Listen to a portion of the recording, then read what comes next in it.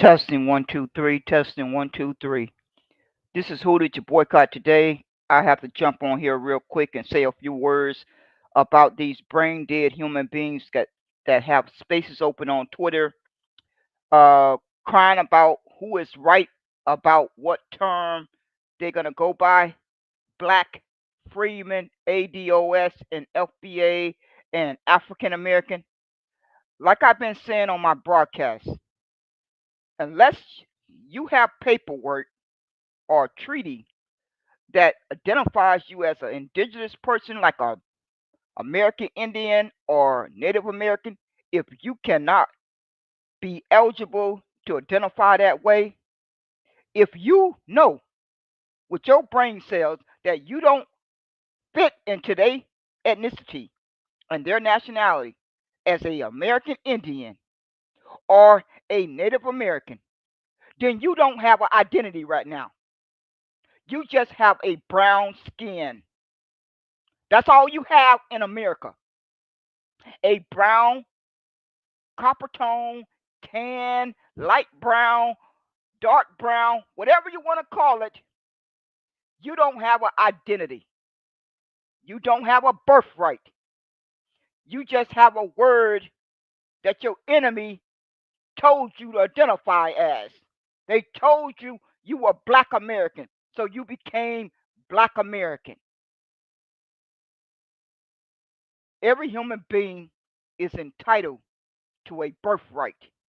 And now we got persons with brown and dark brown skin getting on a public app saying it don't matter what we call ourselves. What in hell is that about? That you are gonna say out your mouth that it don't matter what you are called, or you are telling your enemy it don't matter that you exist, that you wake up day after day and eat, sleep, and breathe, that you don't deserve a birthright. You came into the world with a birthright. It matters with every breath that you take. But you got sorry human beings who are weak, who are very, very weak, that they have the boldness to get on a public app and say it don't matter what we are called. Oh, it's just name banging. No, it's just weakness coming out of your mouth. Your enemy has told you that you don't exist. They gave you the label of Black American.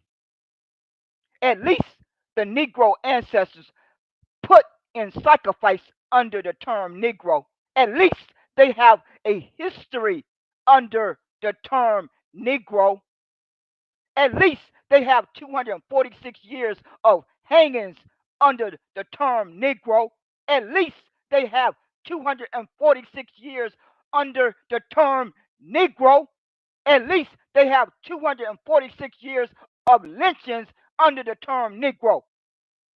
At least they have 246 years of being burnt alive under the term Negro.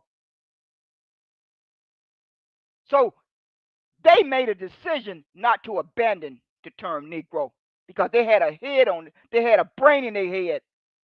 They knew how much had went into that term Negro.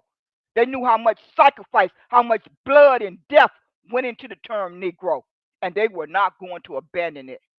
But you brain dead, weak human being in the 21st century want to be anything but Negro. Well, I'm here to bust your bubble. If you got brown or dark brown skin, you don't exist in America. You don't exist when you walk through that courtroom door and they see black. They already know the person who is being accused cannot be guilty. And they put up a little farce every now and then and let somebody be found guilty. But before you even walk into the courtroom, you don't exist if you are under the label black. And you adults want to pass this down to your children and grandkids. How dare you? How sorry can you be as human beings walking around on two legs? That you wake up day after day and be proud to identify the way your enemy told you. No, if you had a backbone, you would boycott your enemy and demand your birthright, but you don't have the backbone to do it. You just take whatever they dish out. That's what you do. You wake up day after day and take whatever they dish out. They gun folks down daily, and you just wake up and get on their platform and tell your enemy, I'm okay if you keep on murdering me. Enemy, I am okay if you keep on locking me up. Enemy, I am okay if you keep on causing me to get evicted. Enemy, I am okay if I become homeless. Enemy, I am okay if you don't approve me to get a business loan. Enemy, I am okay if you don't give me one of those government contracts. Enemy, I am okay if you don't approve me for a grant. Enemy, I am okay if you don't approve me to get into one of those colleges. Enemy, I am okay if you don't hire me for a job.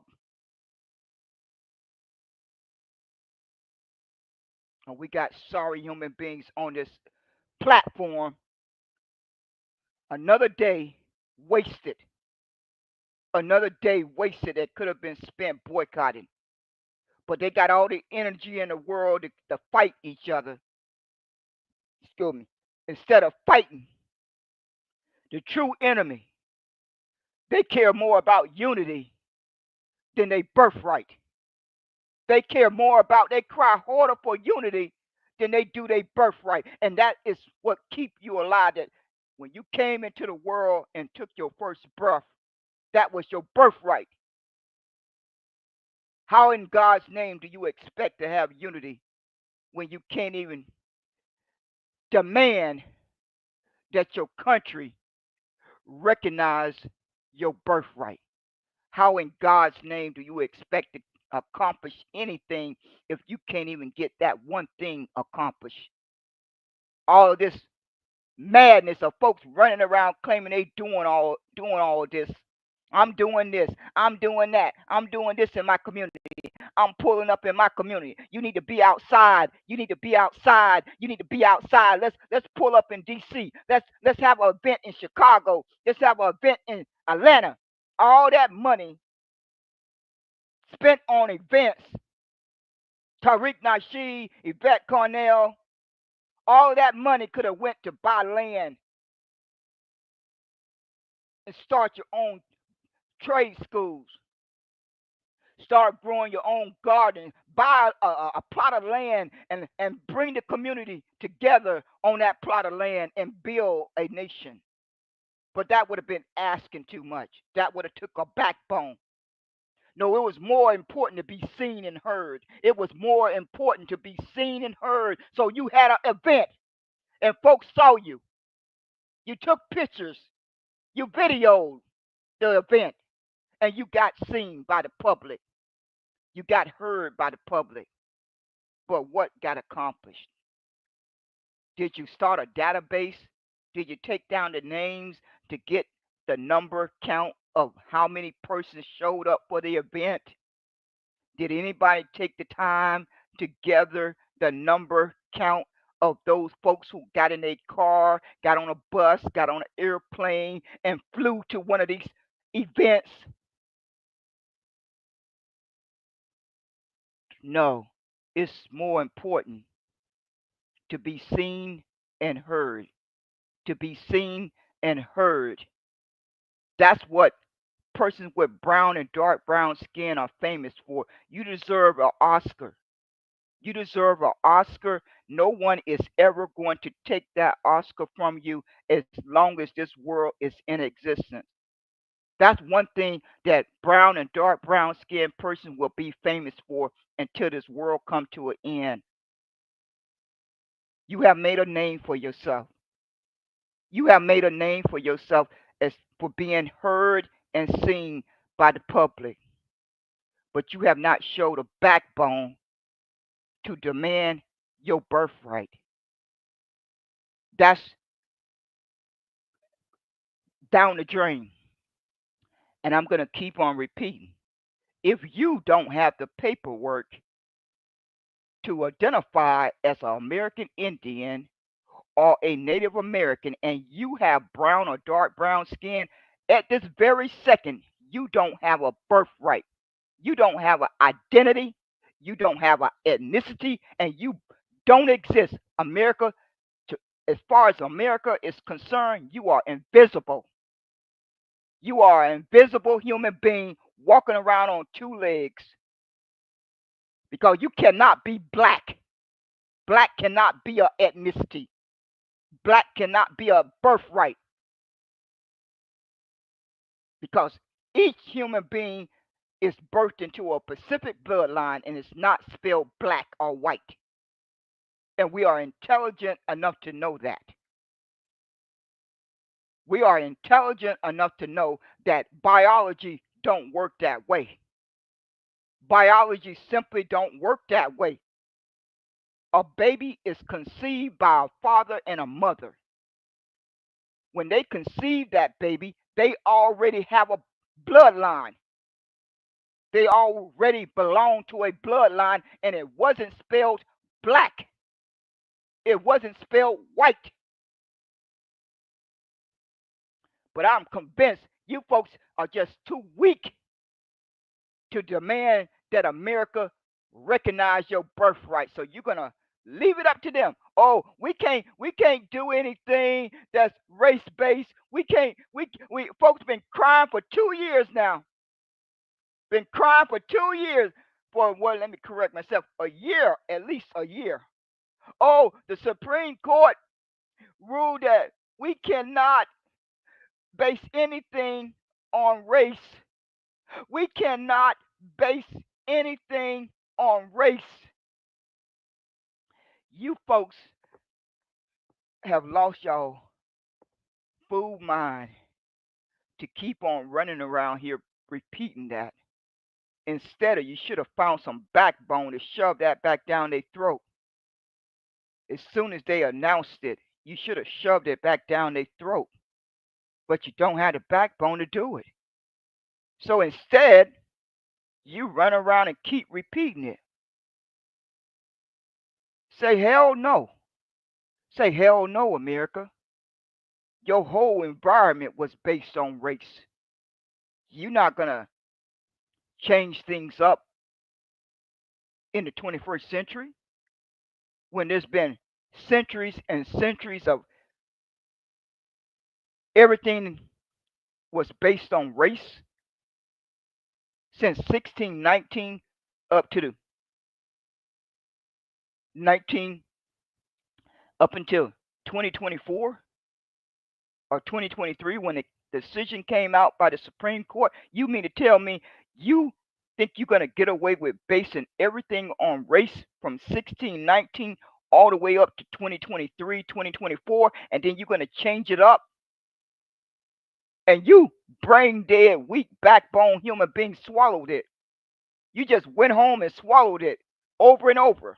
You couldn't swallow it enough. So you decided to wake up day after day and keep repeating it. But it's all coming to a head. It's all coming to a head. If Negro is not saved in America's landmass, if Negro is not recognized on America's landmass, all of us with brown and dark brown skin can stick a fork in it. You can stick a fork in it. It's done.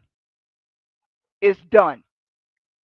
That little definition that they got on the OMB that defines persons who identify as Black American and African American states the following: any person identifying as Black American or African American is they belong to a Black racial group of Africa. America did not even respect you enough to recognize you on this landmass that your 2 feet is planted, that you claim that your ancestors sacrificed for.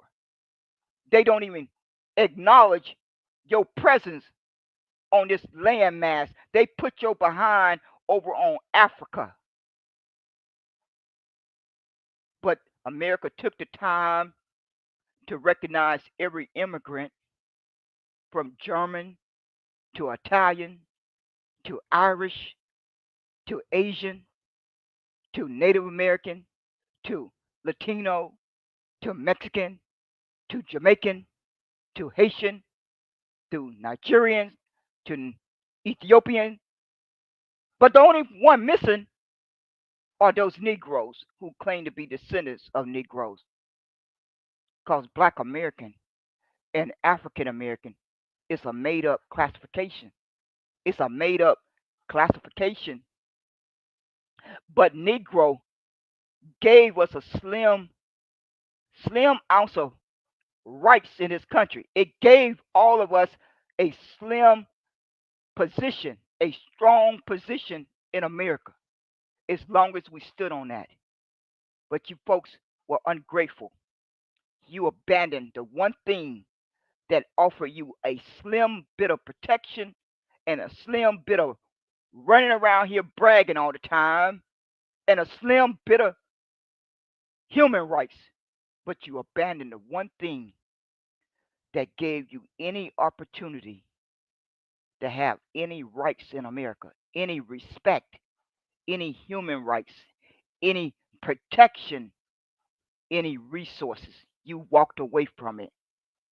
All of you walked away from it, and now you're trying to backstep, and then you spend time on Twitter dumping on Negro. I hear you. I hear most of you. I be listening anonymous, and as soon as you want to talk about someone in a negative way, the word Negro come out of your mouth. When 6 months ago you never said Negro. All of you who are saying Negro today and yesterday and last week and last month and 2 months ago and 3 months ago and 4 months ago, you had never said Negro before then. Now it seemed to be stuck to your tongue,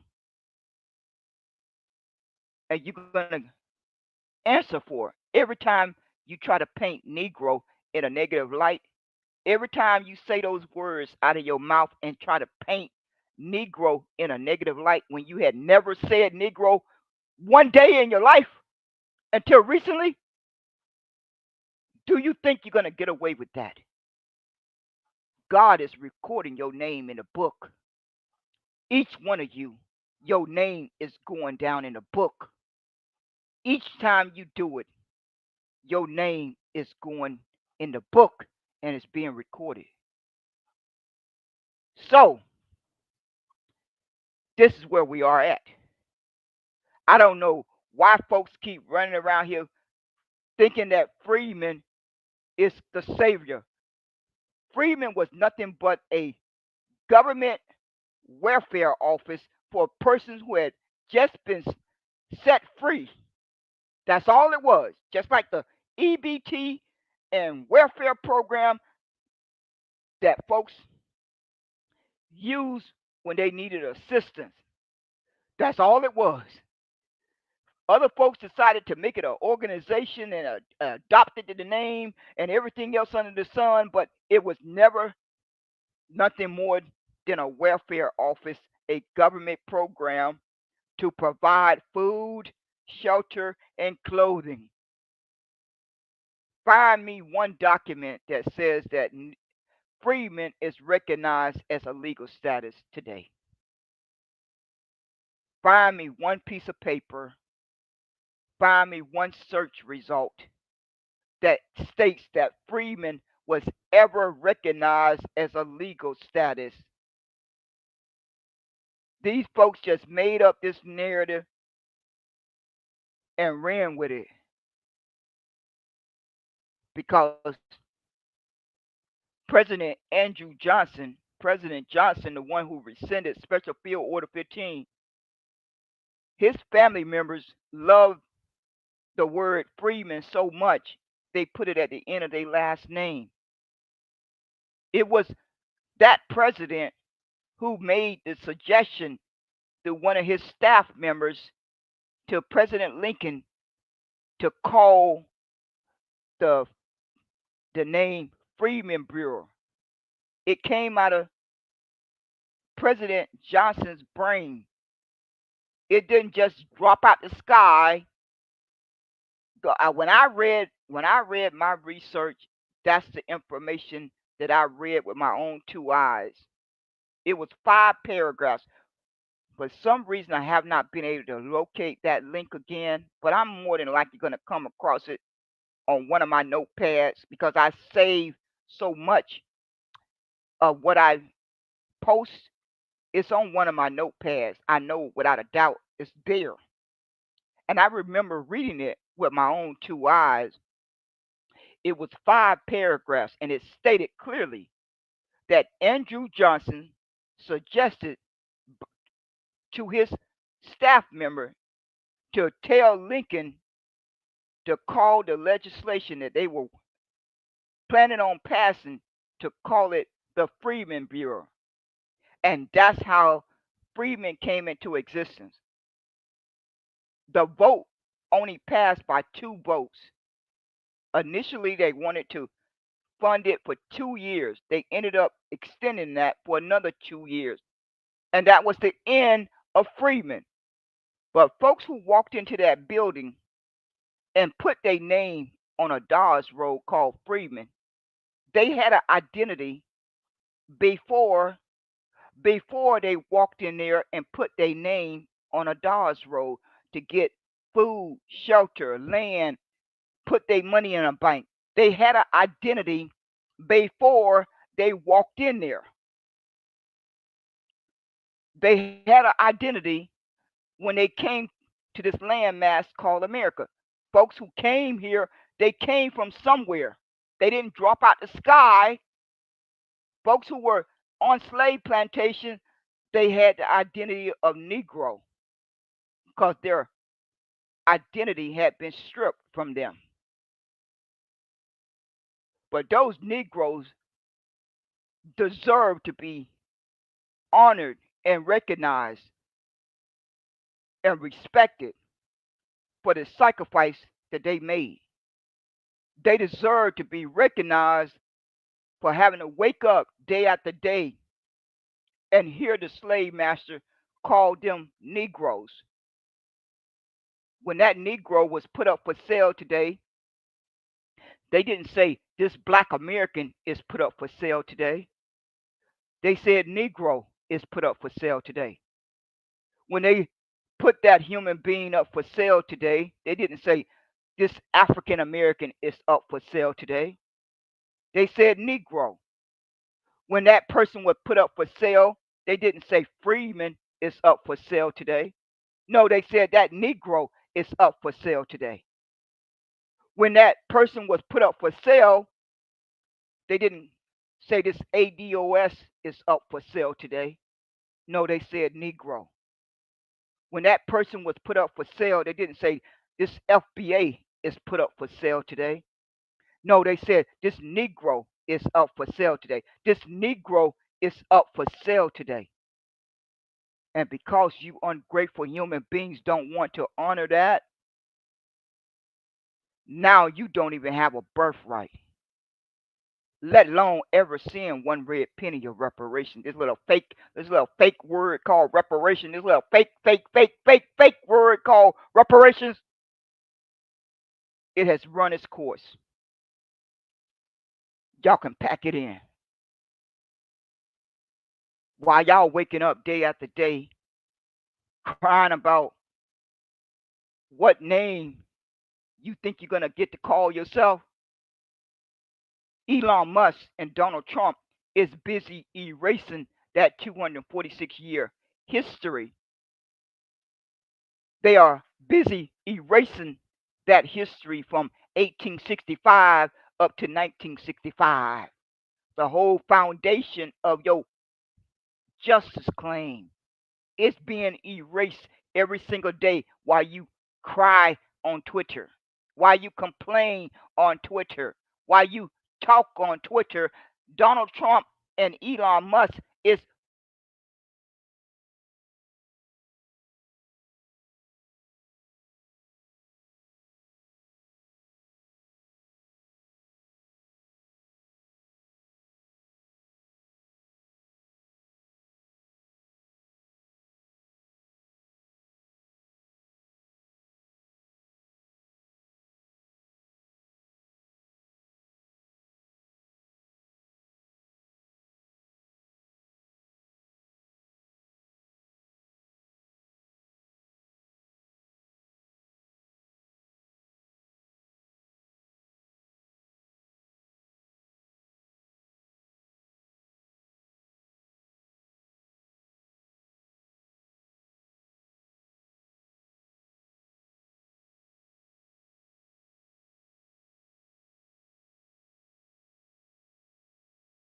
Oh, made a mistake and put the dang mute button on. I'm going to say again, while you folks are busy getting on Twitter app, your enemy's app, day after day in open Twitter spaces, Elon Musk and Donald Trump are busy erasing the Negro ancestors' history on this landmass. That's what they busy doing. That's what they busy doing. They don't give a darn about these classification terms called Black American and African American. No, America is only threatened by the term Negro. J. Edgar Hoover told America that. What is the greatest threat to America? Let's all say it together. J. Edgar Hoover, what is the greatest threat to America? Negro unity. Negro unity. J. Edgar Hoover could have said black unity. He didn't say that. He could have said black American unity. He could have said African American unity. He could have said freeman unity. No, only two words came out of that subpar human being's mouth. It was Negro unity. That is what America and the whole world is threatened by. They're not threatened by no word called Black American, African American, Freeman, ADOS, and FBA. But you folks are doing a good job of helping America erase Negro. Y'all seem to be been determined to help America erase the Negro ancestors' history and sacrifice and achievement. Y'all doing a thorough job of that. Yes, you are.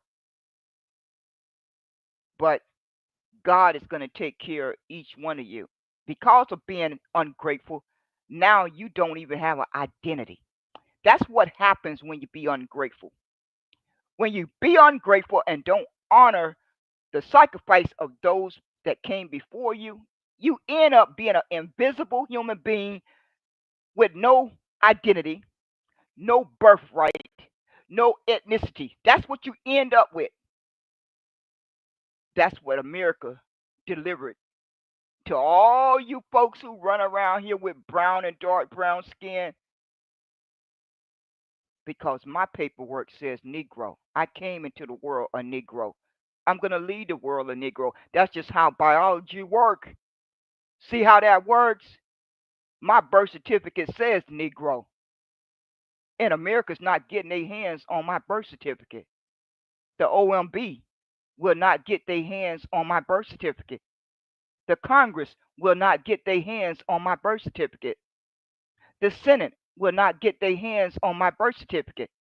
Donald Trump and Elon Musk will not get their hands on my birth certificate. So if God birthed me into the world a Negro, then I'm going to die a Negro. And that's what ended up happening. I got real lucky. Just in time, I was born in 1962. America changed the classification in 1966. So if I had been born just a few years later, I would have had suffered the same fate. I would have suffered the same fate. It was just a blessing of the good Lord that I was born in 1962. Because if I had not been born in 1962 and had been born in 1966 or 67, I would not have had Negro put on my birth certificate. It was just meant to be. It was God's blessing. It was simply meant to be. It was God's blessing. And for all you other ungrateful human beings who are going to pass this harm down to your children and grandkids, you're going to get what you deserve. You are going to get what you deserve for not honoring those persons that had to suffer through 246 years of Negro slavery. So God is going to deliver you your just due. God has already started delivering each one of you your just due. That's why your country don't recognize your birthright. That's why your country don't recognize your identity. That's why your country don't recognize you having an ethnicity. That's what happens when human beings be ungrateful. So I think you folks need to find a backbone. I think you need to summon a backbone because Donald Trump and the Republicans and Elon Musk are not playing. I told you folks on my broadcast that that definition on the OMB spelled deportation. Y'all call who did you boycott today crazy. So who's crazy now? Because Donald Trump is talking about deporting repeat offenders. That's the disguise that they're using. But all you have to do is read between the lines. I told most of you on my broadcast for well over a year, I said, go read the definition on the OMB. Go read the definition on the OMB. It takes 5 minutes. That definition spells deportation. Why would America put the definition for Black American and African American to say that any person that identify as a Black American or African American, that individual belong to a black racial group of Africa if they did not intend to deport your behind from this landmass. They had already removed recognizing that your identity exists on this landmass. So why would they put that definition there if they did not hope or plan for deportation?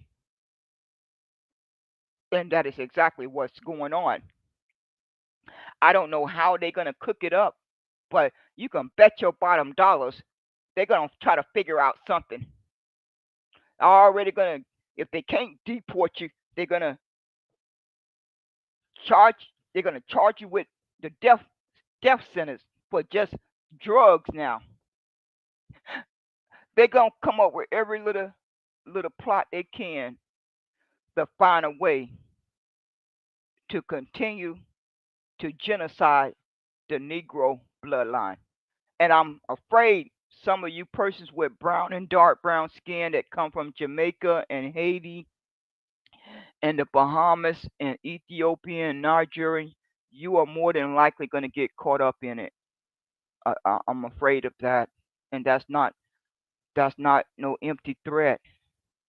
More than likely, many of you are going to get caught up in it by mistaken identity. But America's target are the Negroes. It's been that way since 1865. And for the last 150 years, a lot of folks with brown and dark brown skin have been caught up into that target because you were never meant to be the target. The Negroes were meant to be the target. But because you have similar skin tone, you got caught up in it. Uh, I know folks run around and preach about unity. There's not going to be any unity because folks don't know how to be proud of their bloodline. God gave God's greatest gift to each one of us is the bloodline that God birthed you into. That was your greatest gift from God, and that was your greatest power. That could have forged unity, but you prefer to identify the way your enemy told you you had to identify. But I don't operate that way. I do not operate that way anymore since I sat down and had a conversation with myself. Since the day I sat down and had a conversation with myself. I no longer operate that way. My mind don't work that way. God helped me to understand. God helped me to understand the greatest gift that I have received from God was my bloodline, and that was also my greatest power. But you folks don't want to see that. You just want to be black because your enemy told you you were black. How foolish is that? You want to be black because you think you're going to lose your black culture, your precious, your little precious black culture, but really, you only want to be black because America told you you were black. America just made up a classification and started putting them on forms and applications and birth certificates and marriage license and death certificate. They just made it up. But like I stated before, at least Negro is worth saving, even if you claim that the white man came up with it. The white man came up with it. So Negro means black in Spanish. Negro means black in Portuguese. None of that matters because those Negroes who had to live their life day in and day out as Negroes, they put the sacrifice into the term Negro. Not one of us did it. Not one of us did it. Not one of us who are talking today put 1 ounce of sacrifice into that term Negro. But those who were murdered for 246 years certainly did. Those persons who were hung for 246 years, they certainly put the greatest sacrifice into that word Negro. I don't know about the folks in Portuguese. I don't know what they put into the word Negro in Portuguese. I don't know. I ain't never been there. But those Negroes who were on those slave plantations, they put 246 years of being burnt alive into the term Negro. Not one of us have put that sacrifice in. So if I knew my country started genociding me in 1619 and they recorded slavery as Negro slavery, why would I abandon it? Why would I abandon that strong position to go by something different? Why would I do that? I need for someone to answer that question for me. Someone who consider themselves intelligent and common sense. I am going to tell my little brain to abandon 246 years that went into the term Negro and go with something they made up later. I'm supposed to do that voluntarily. I am supposed to volunteer to do that. All because I feel I'm offended by the word Negro. I'm so offended. I am just so offended that I will not identify that way. I feel it's outdated. Oh, that Negro is outdated. It's outdated. But you sorry, weak human beings run around and get on these apps every day calling each other nigger. And now you got a new word, hate.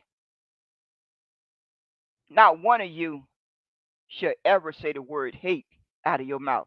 Now, you go into Twitter spaces now and folks can't say it enough. Just call me a liar. Start going into rooms and just skip around and go into different rooms and I bet you folks are going to be constantly saying the word hate and they think they're saying something. All they doing is hurting themselves. All they doing is hurting millions of innocent persons to put an extra target on their back. All they doing is hurting their children and grandkids. That's what they're doing, but they don't care about that. All they care about is their own self ego. They don't care that their child and grandchild is going to have to walk out into that world one day and live up under that word hate. They don't care about that. They don't care about that. But that child and that grandchild one day will walk out into that world, and they will live up under all those times that you said the word hate. All of those times that each one of you adults kept on saying the word hate, now they're going to pay the steepest price. Most of us will die off. But that child and that grandchild still have their whole life ahead of them. But you ungrateful adults don't care about that. You just want to be heard. You just want to say the harshest word you can think of and think you're saying something. But that word belongs to your enemy. It belongs to them. The word hate don't belong to any person with brown or dark brown skin. Not in the climate and the environment that most of us have grown up in. We should never be caught saying the word hate. That word should never come out of our mouth because, like I have stated on my other broadcasts, a person that make another human being a slave, they have to have a deep level of hate inside of them to be able to make another human being a slave.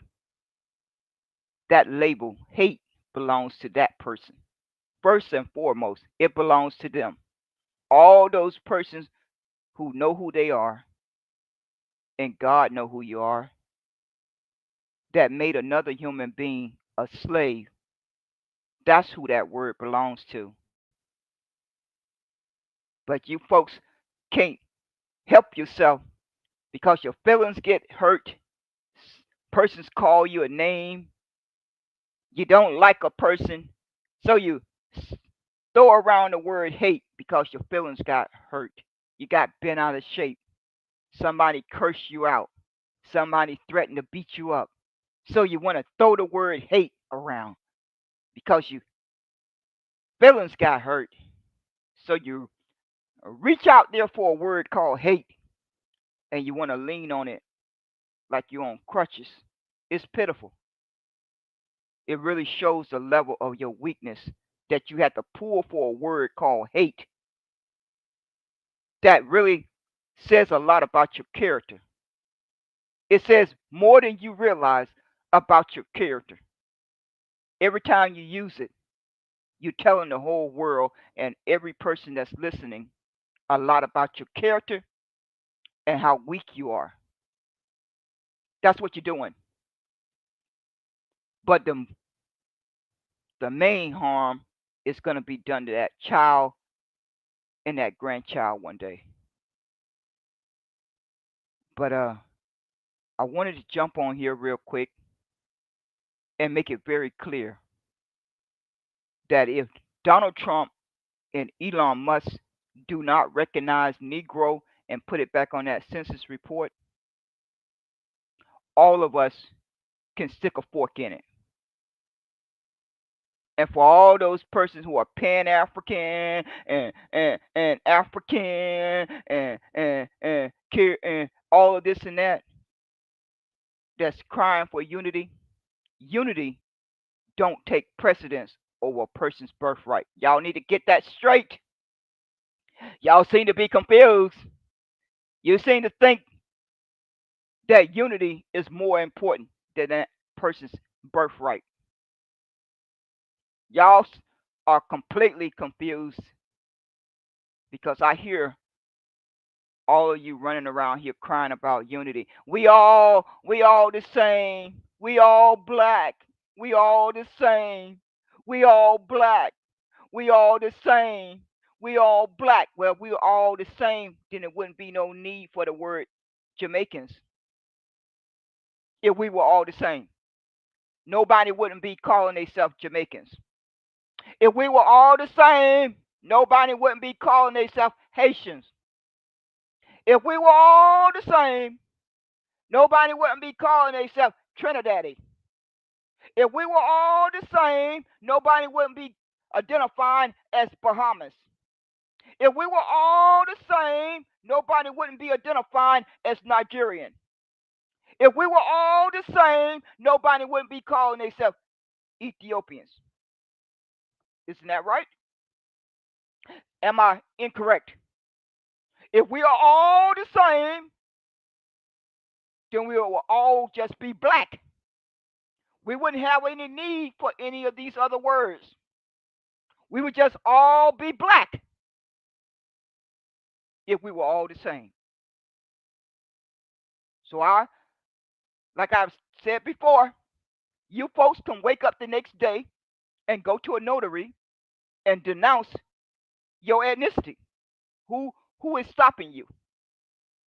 You can wake up and go to the notary and tell the notary that you want to denounce your identity, your nationality, your ethnicity. Go shimmy on over and tell the notary and get it stamped that you no longer wants to identify as Jamaican. Just go tell them. Go tell all the folks in Africa they no longer have to identify by their tribe names. Just go tell them they all black. Somebody get on a bullhorn and tell all the folks on the continent they no longer have over 3,000 tribes. They are all black. We don't need to waste any more time with it because we all black, right? We just all black. We don't need the word Jamaican, Haitian, Bahamas, Ethiopian, Congo, uh, uh, South Africa. We don't need any of those names anymore since we just all became black. They serve no purpose anymore, right? That's what you folks run around crying about all day, Reese and Heartbreaker D. All you folks who cry about immigration that you so gun ho about immigration. Immigration has been a weapon for America since 1865. But if you adults had a backbone, you would boycott America. So that maybe, just maybe, a lot of folks wouldn't have to migrate to America. They could stay in their birthplace and live out their life. But you folks don't have a backbone to do that. You just have a backbone to cry all day. Because it makes no sense for all of these immigrants that come to America for the reasons that they come and not be boycotting. Why are you not boycotting America? If America had caused me to leave my country, I would be boycotting them every waking moment. Absolutely. You wouldn't even have to encourage me to do it. I would do it every waking moment. If I learned that America forced me to leave my country of Jamaica or Haiti or Ethiopian or Nigerian, you could not get me to come to America and just get on a social media app and laugh and joke and talk all day. You couldn't pay me to do it. But you folks got all the energy in the world to blame the white supremacy and blame America. And then what do you do about it? All you do is get on an app and complain about it and talk about it and cry about it. But your taxes that you pay are helping America go around the world and cause destruction. You left that part out. I think y'all left that part out. Did you conveniently leave that part out? Every single day that you are in America paying taxes, that's helping America collect more money to go to Jamaica and continue to cause destruction. Every day that you pay taxes, America can go to Africa and cause destruction. You see how that works? You see how that works? America can't do anything without collecting those taxes from the citizens. America can't buy one weapon.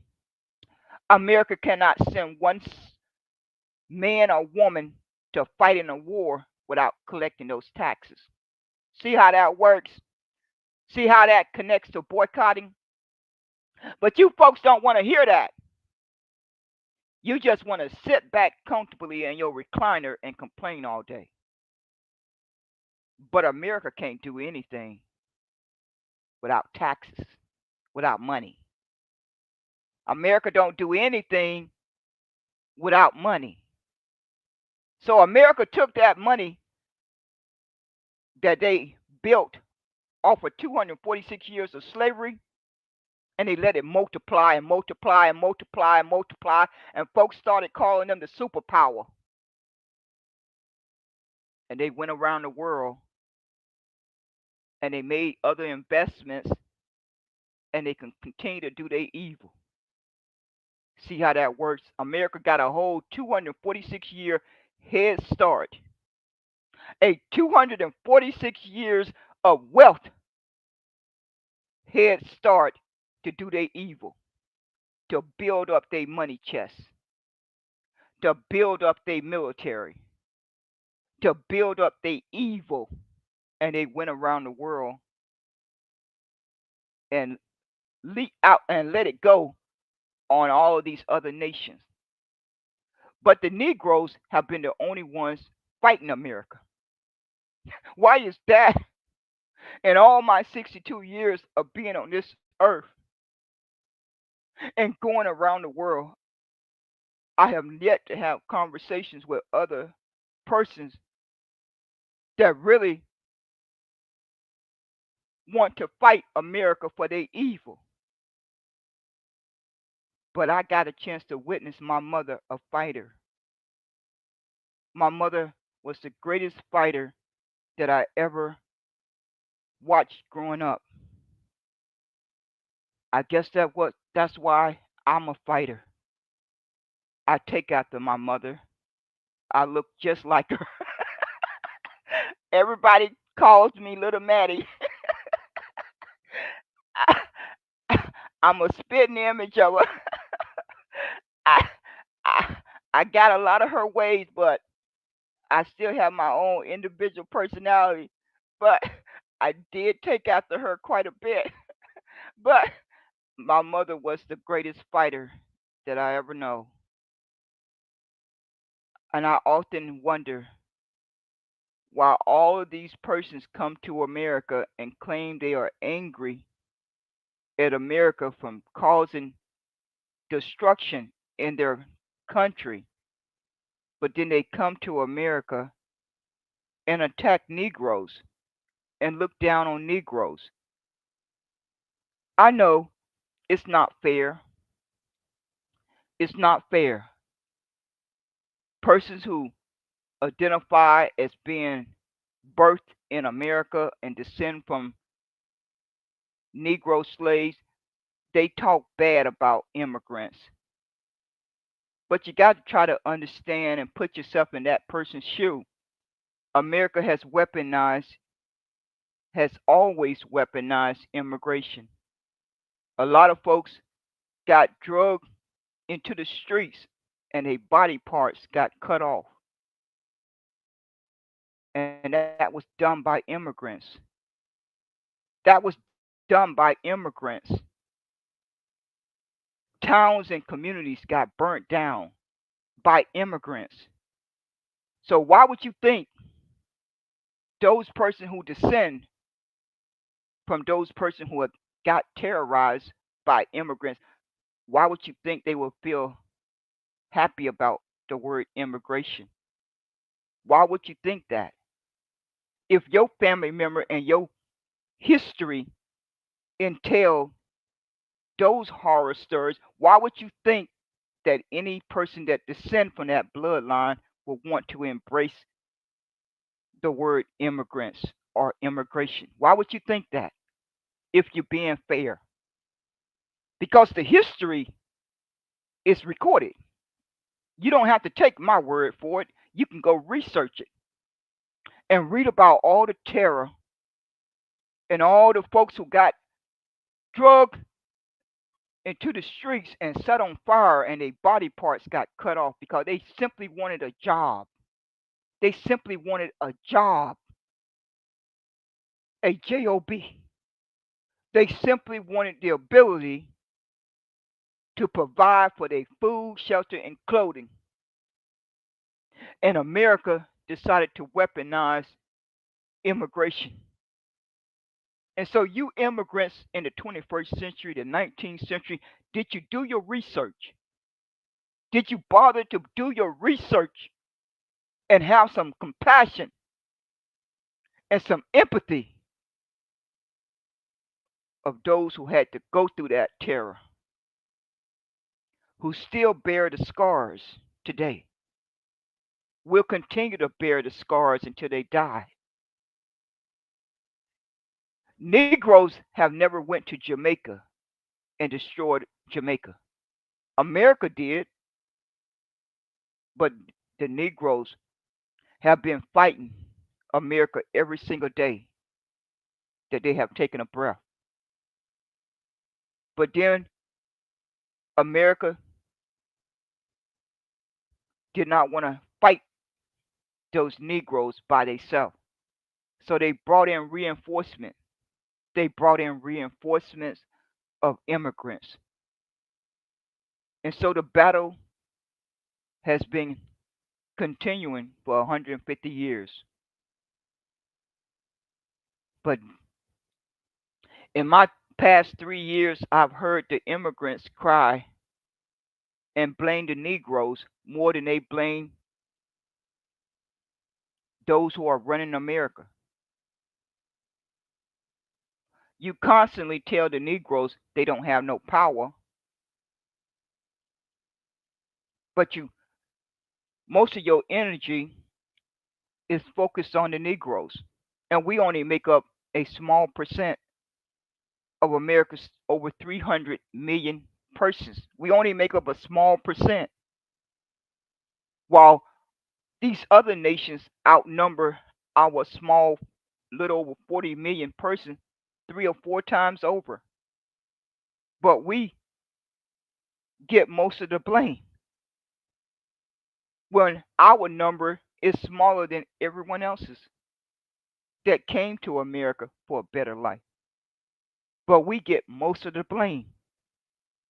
We get most of the blame when our number is so small that all of these other nations outnumber us 3 or 4 times over. Why is that? Why is that fair? Why is that fair? Like I said, it's enough blame to go around. All of us have suffered in different ways. But I keep trying to emphasize to you folks, nothing can change around the world until the Negroes get their rightful place in America's landmass. That's why America has worked so hard to keep that one Pacific group at the bottom, because they knew that if that one Pacific group had been left alone, the suffering that's going on in Jamaica and Haiti and the continent would not be happening at that level. Because they knew that those Negroes would have been fighting tooth and nail to make sure that did not happen. They know that. They know our connection back to Africa. They know this. That's why they had to weaponize immigration. You cannot be for your country and be for immigration. For all you persons that cry about immigrants and immigration, you cannot be for your country. You cannot love your country and champion immigration. The two don't go together. The two simply don't go together. Sorry to bust your bubble. That's why. Who did you boycott? Preach so hard for boycotting. How powerful if we organized our number and boycott America, how much of a difference could we make in Jamaica, Haiti? the continent. No way of measuring how much of a difference we could have made in these past 3 years. But we refused to do it because of our own selfishness. We were so selfish and comfortable in our enemy's oppression that we did not make the sacrifice to boycott in every way humanly possible until the enemy came to the table and negotiated our demands. But we didn't want to do that. We preferred to wake up day after day and get on the enemy's app. That's what we preferred. So until you folks stop waking up and getting on these enemies' app, you can stop crying. You can stop crying and you can stop complaining and you can stop talking. Once I see that, then I know you really serious about fighting your enemy. But until I see that, then I know you're just talking to be heard. You're just talking to be heard. You like to hear each other talk. You like to feed each other's egos. You like to hear each other talk, and you like to feed each other's egos. Excuse me. And I'm not impressed by it. I'm not the least bit impressed. I'm not the least bit impressed. I'm not the least bit impressed. Because each one of us are being oppressed. But those persons who are being genocide, they they getting the worst. At least we're still breathing. But those who die every day, it's over for them. We still have a chance to fight for a different outcome, but we are throwing in a towel and we just sitting back in our recliner and being comfortable. That's what we're doing. But I'm gonna tell you one more time. If Negro is not saved, it will impact all of us with brown and dark brown skin, whether you identify as Jamaican or you identify as Nigerian. It will impact all of us until this world comes to an end. I think you folks didn't realize that. Well, I'm here to tell you that. I'm here to deliver that message. Since none of these other folks have the backbone to see clearly of what went into 246 years, they don't comprehend the magnitude of what went into 246 years. And if we ever want things to change in Jamaica, Haiti, or the continent, it has to get done on America's landmass. And the only way that can get done is that the Negroes get their justice and be able to uplift and fight for the protection of all brown and dark brown skinned persons around the world. God put that in me, and I've been yelling it to the top of my lungs for well over a year. I don't know. I didn't put that in me. It was my Heavenly Father who delivered that message to me, and I spoke it out loud. But it fell on deaf ears. It fell on deaf ears. But who did you boycott today? It's liberated. It's as much liberated as humanly possible. I have already declared my liberation.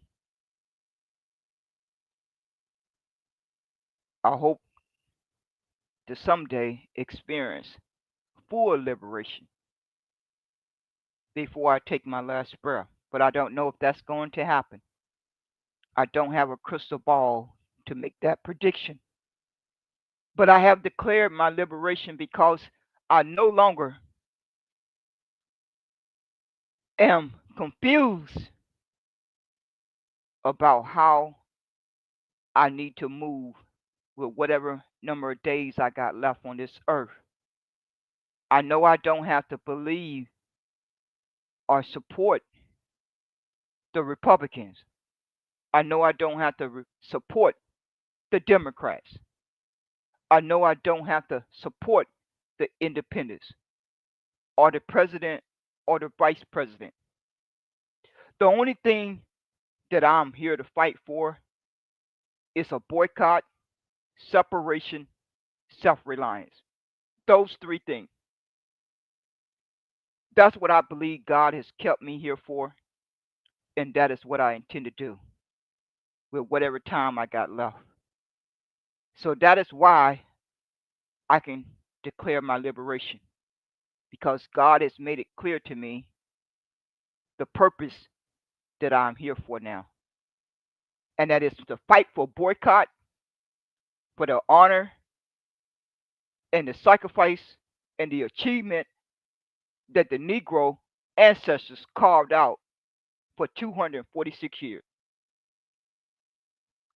And once that debt is paid in one way or another, whether it's paid by Special Field Order 15 or land grants and cash, but those are the three choices that America has. These government programs are not going to do the job. No Trump Platinum Plan, no Democrat government programs are going to do the job anymore. The temporary band aid that the Democrats like to run around and be proud about, those days are over. And the Republicans, the evil that they possess, to even think that folks with brown and dark brown skin would be running around bragging about a Trump Platinum Plan. It's pathetic. It's downright pathetic. What's the difference between a Trump Platinum Plan, which are government programs, and a Democrat government program? What's the difference? It's a different name. Only difference is a different. There's a different name, but the same thing. So no, who did you boycott has set herself free. I have went through enough in 62 years. I have seen enough, and I have went through enough in 62 years. And I got a birthday next month. Enough is enough. Enough is enough that I have endured for 62 years. I am not going to continue to interact with brain dead human beings. I cannot do that.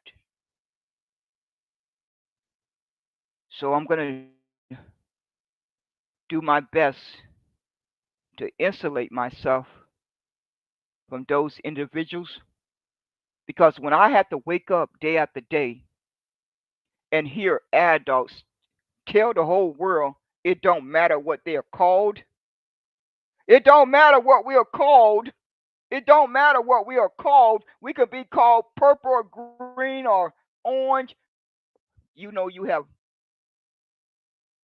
reached the bottom. When you can say out of your mouth without your enemy pointing a gun to your head, and you shout to the world that it don't matter what you are called, then you are already dead. You are already dead.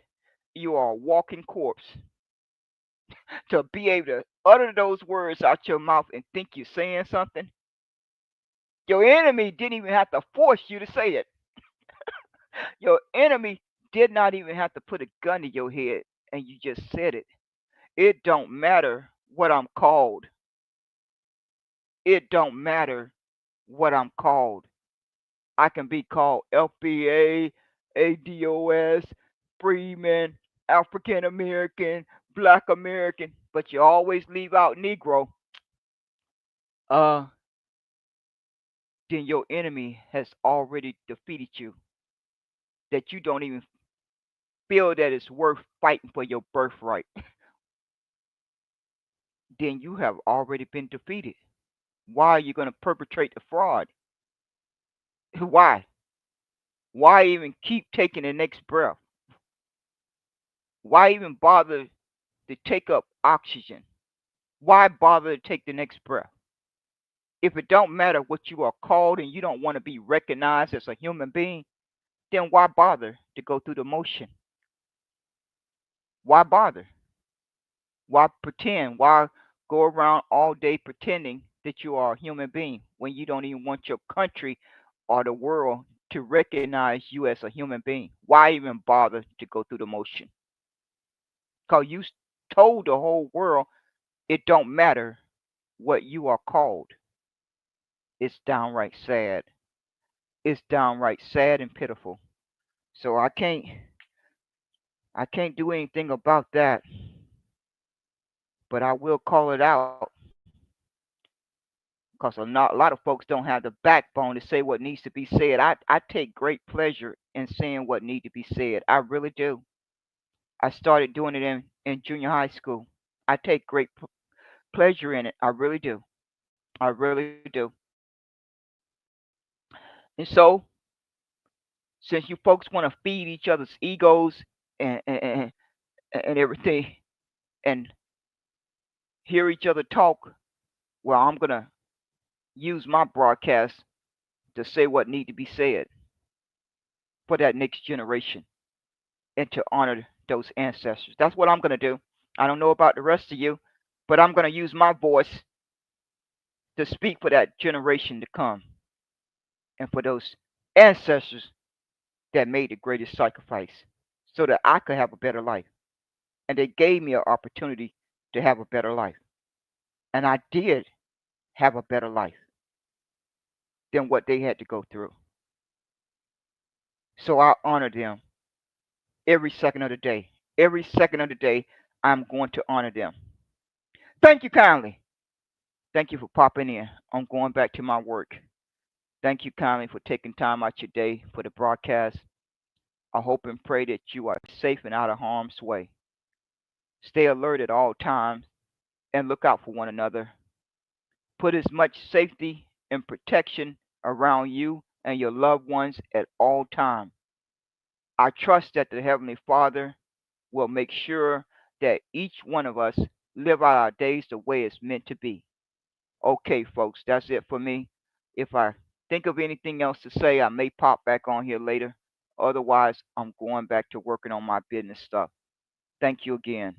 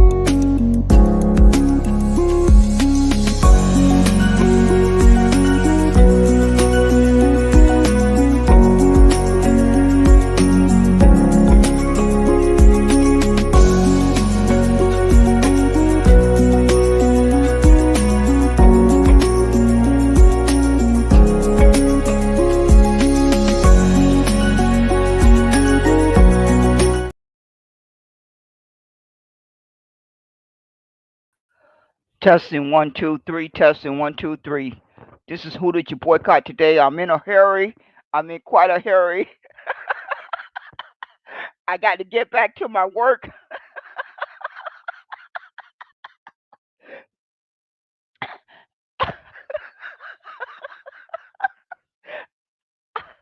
I have to try to get my words out.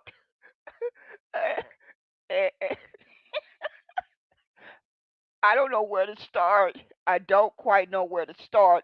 So I guess I'm going to start with Mr. Reese room about American freemen is not a real thing.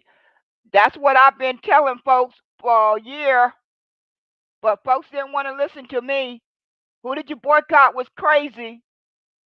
I've been telling folks for over a year that Freeman was trying to steal the Negro Ancestors recorded history and put it up under Freeman. I told folks that Dr. Claude Anderson had sent a letter to Barack Obama in 2012, and the first line of that letter said black Indians and black freemen had not been repaired, that they were caught between a rock and a hard place.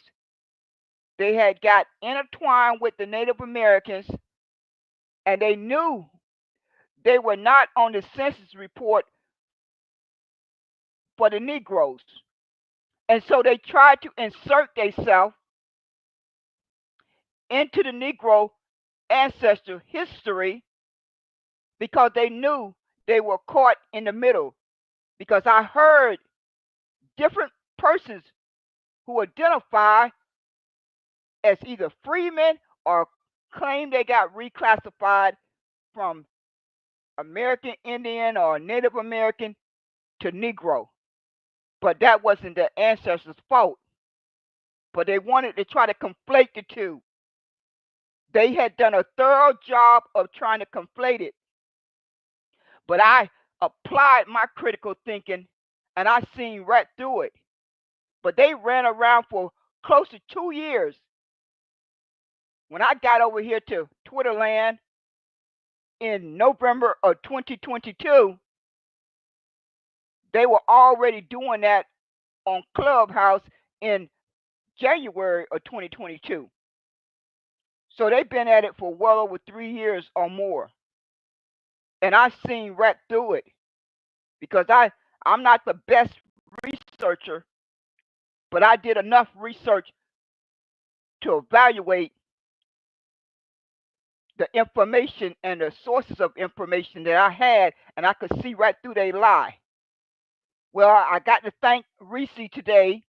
I got to thank him tonight for exposing that because I did my best to expose it. But nobody wanted to believe me, and they probably not going to want to believe him. But it's all going to come to the light. It's all going to come to the light, and the freemen are trying to steal the Negro ancestors' history and tether to it and base their justice claim under Negro slavery. That's what they've been trying to orchestrate. It's been going on for a very long time. Don, aka Let It Be Known, made a whole presentation to the OMB sometime before 2023.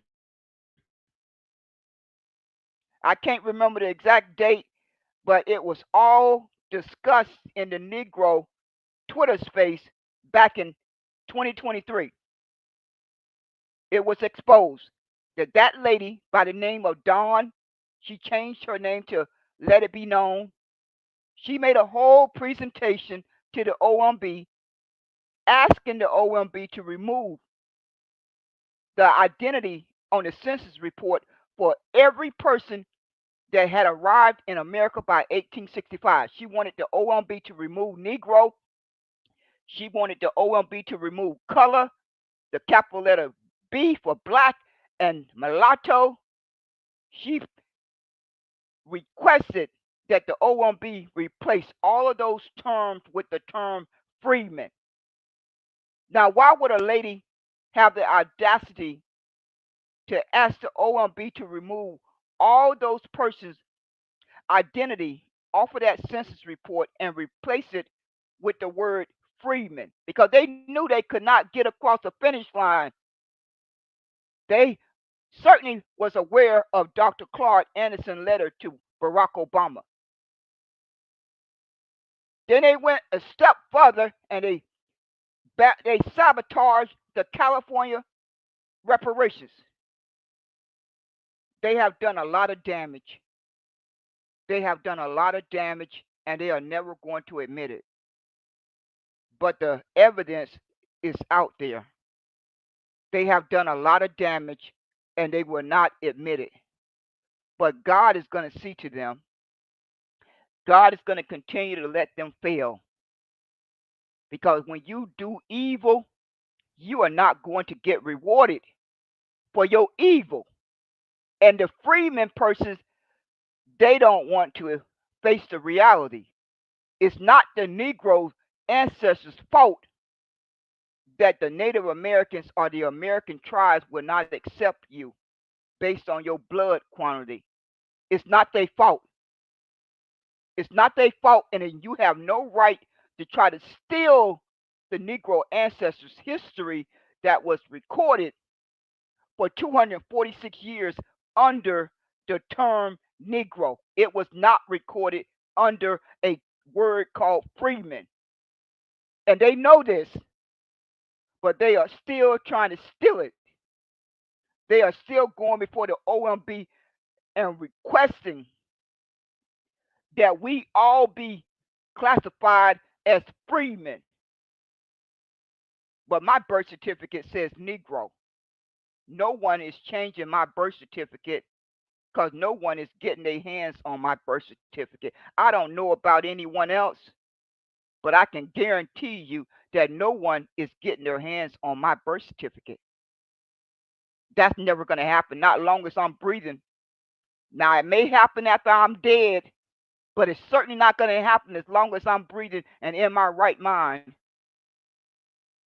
I've been telling folks, these folks were caught between a rock and a hard place, and that's what Joe Biden was talking about if it included the Native Americans.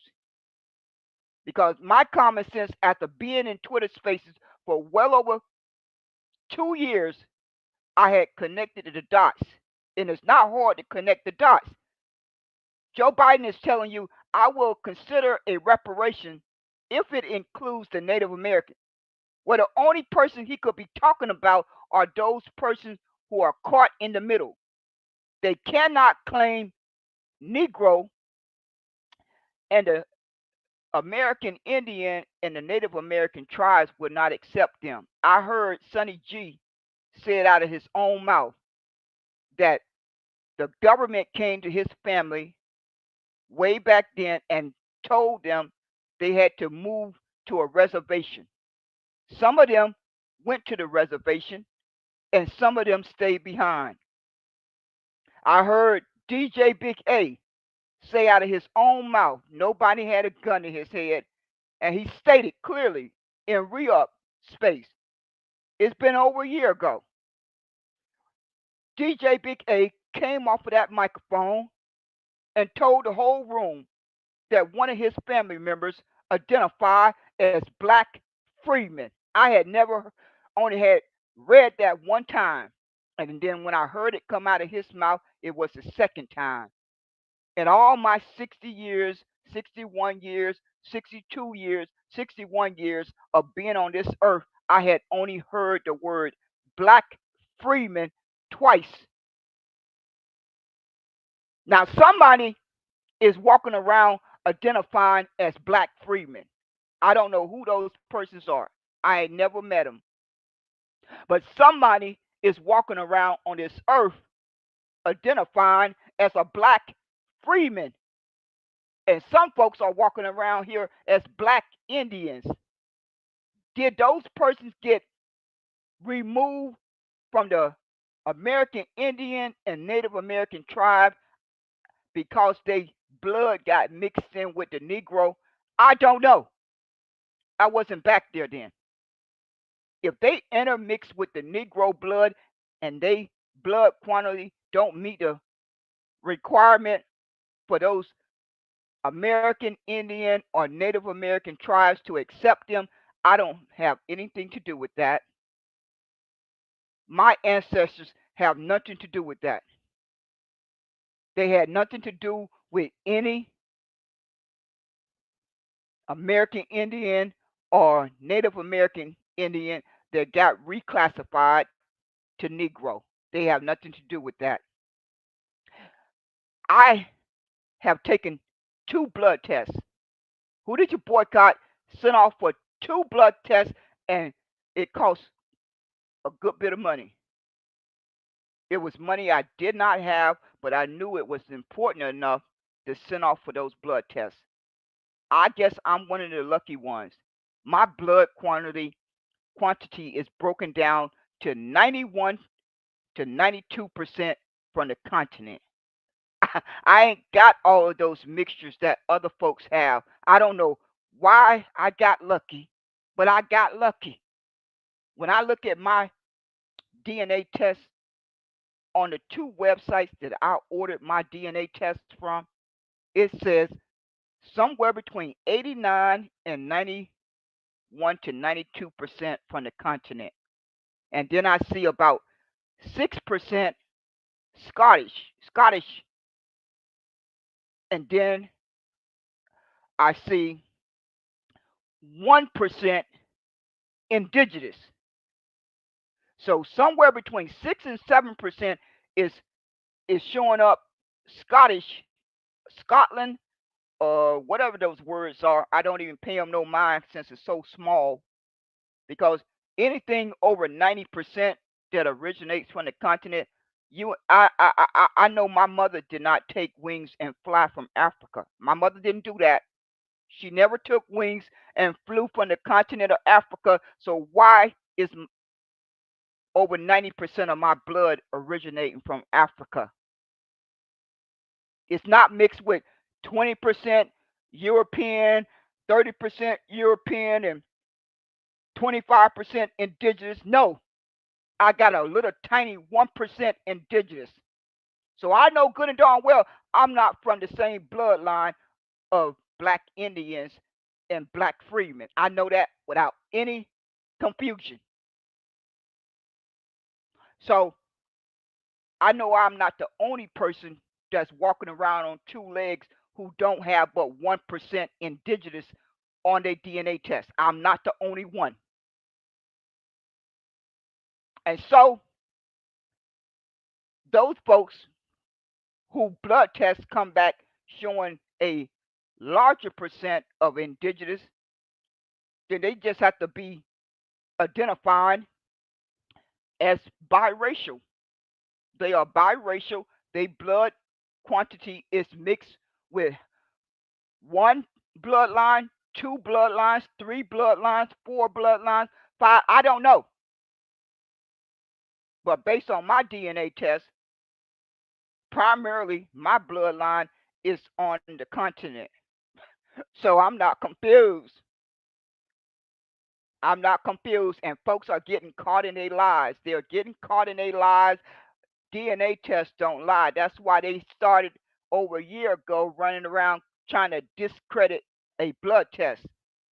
They said we don't trust no blood test. We don't trust no blood test. Well, if a father and mother can trust a blood test to determine DNA for a baby, then I'm certainly gonna use that source to determine how to trace my family tree, to trace my bloodline. I have enough brain cells to know that.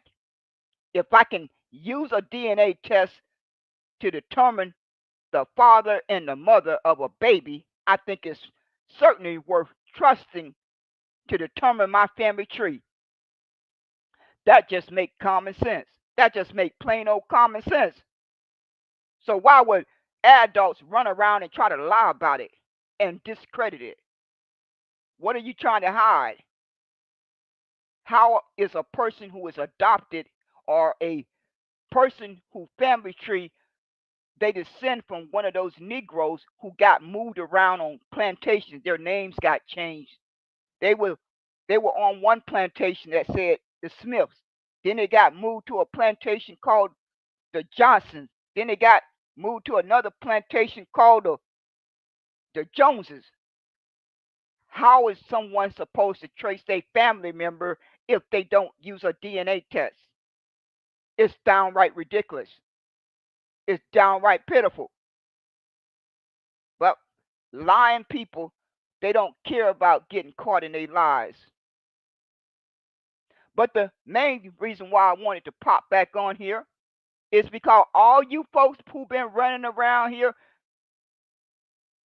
fighting for Black American and African American, you don't have a birthright. You don't have an identity, and you don't have a ethnicity. So I'm thankful that I hope that folks are starting to wake up. That if you are running around here with brown or dark brown skin and you've been calling yourself Black American and African American, you don't have a birthright because a baby cannot be born to a black racial group of Africa. There's no such thing as that. There's no such thing as a human being being born to a black racial group of Africa. No, each human being is born to a specific bloodline, whether that's German, Jamaican, Irish, Nigerian, Chinese, Latino. It's specific. The same way when I look at my DNA test, it has a specific bloodline that my blood traces back to. But there's no specific bloodline for Black American and African American. It don't exist. America made that up. They made it up. We can all admit to it.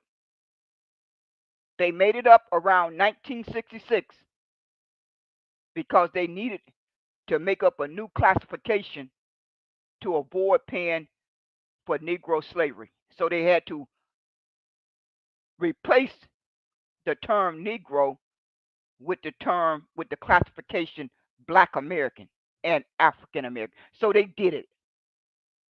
And now all of us are hanging in the balance. Well, I'm gonna say you folks are hanging in the balance because I was born a Negro and I'm gonna die a Negro.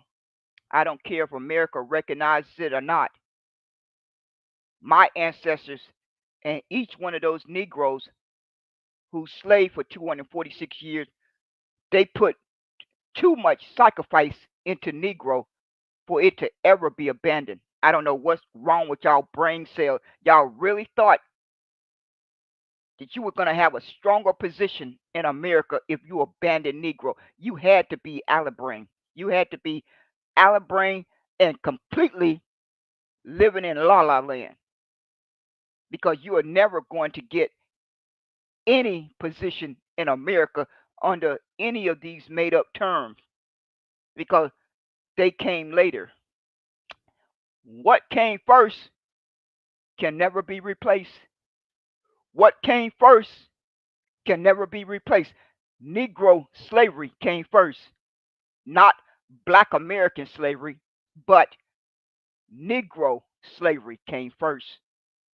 So if I know that my enemy recorded slavery as Negro slavery, then my common sense is going to tell me that's my strong position in America as long as I'm breathing. That's I'm never going to have a stronger position than that, no matter how long I live, because that came first. That was carved out with blood and sweat and tears. Those persons, they put 246 years of lynchings into Negro. Not one of us did that. Those persons who lived and died during that 246 years, they went through 246 years of burnings that went into that term Negro. They put 246 years of lynchings and hangings and burnings into the term Negro. So that's why my common sense tells me they didn't choose to abandon Negro when they got their freedom. They could have done it. They could have done it. They could have certainly have done it. They certainly could have told Sherman and Lincoln, and from between 1865 to 1965, they could have told America over and over, we do not want to identify as a Negro anymore. But they didn't do that because they had enough brain cells to understand. They had enough brain cells to understand what had went into the term Negro.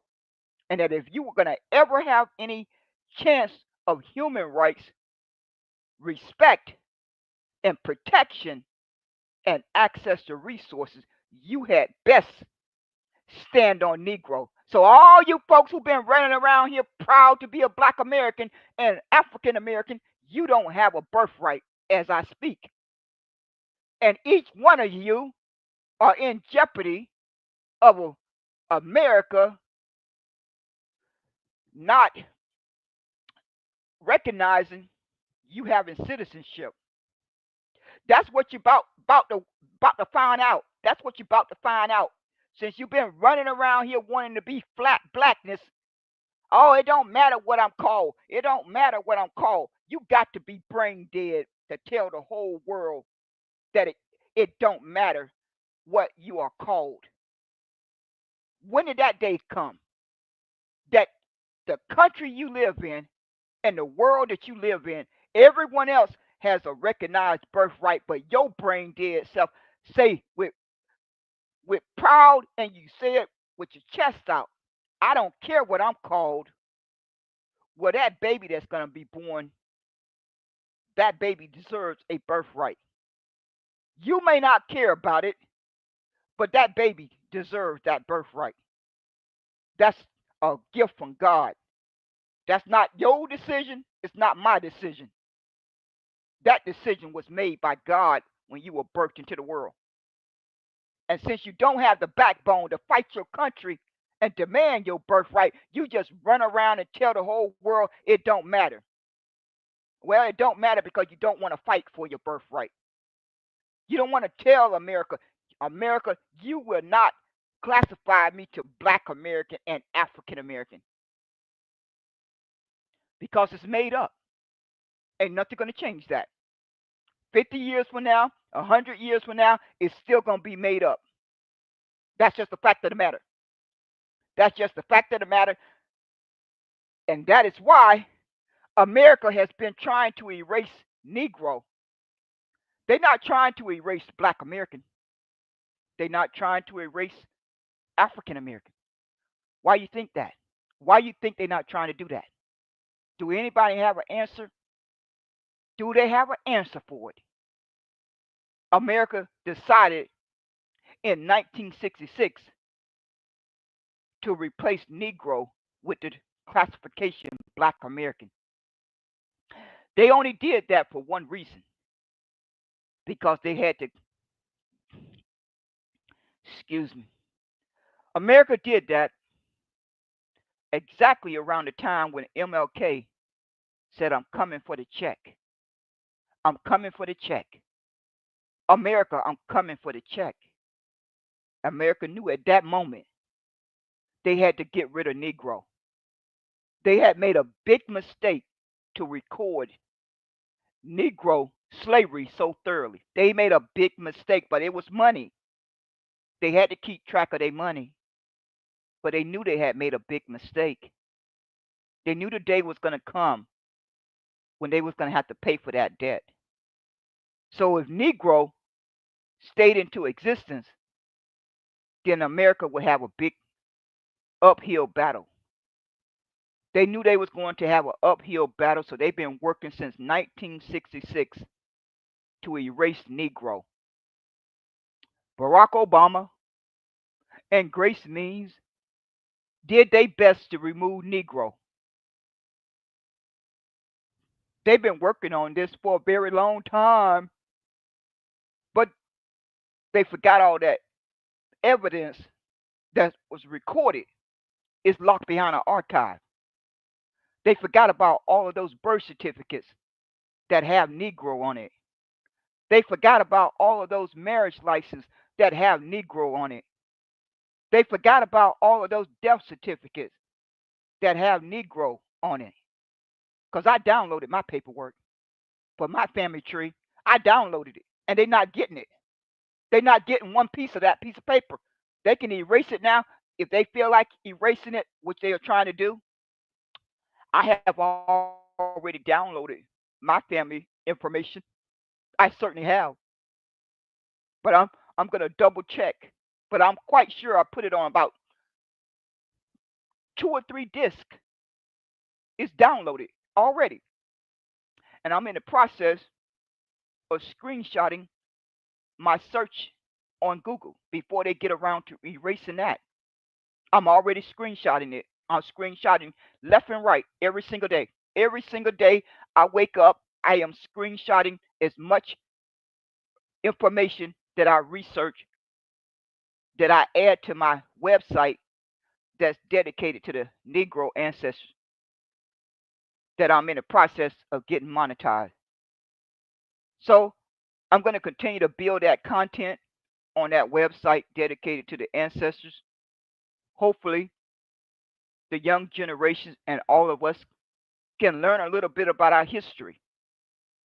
Hopefully, seeing as how the public schools don't want to teach the true history of America about Negro slavery, then I'm just going to try to do my little part.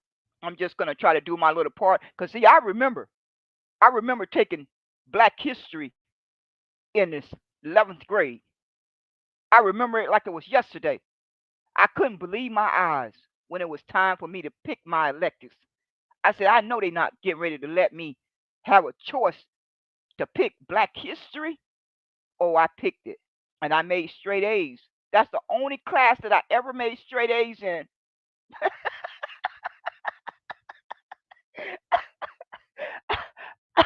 I, I said, Lord help me. I finally made straight A's. And they didn't even teach that much. They only skimmed over it. But I really didn't give it a whole lot of thought because my mother had already taught me about my history every single day of my life. My mother had already taught me and my brothers and sisters as much as she could cram down our head. I mean, she was dedicated.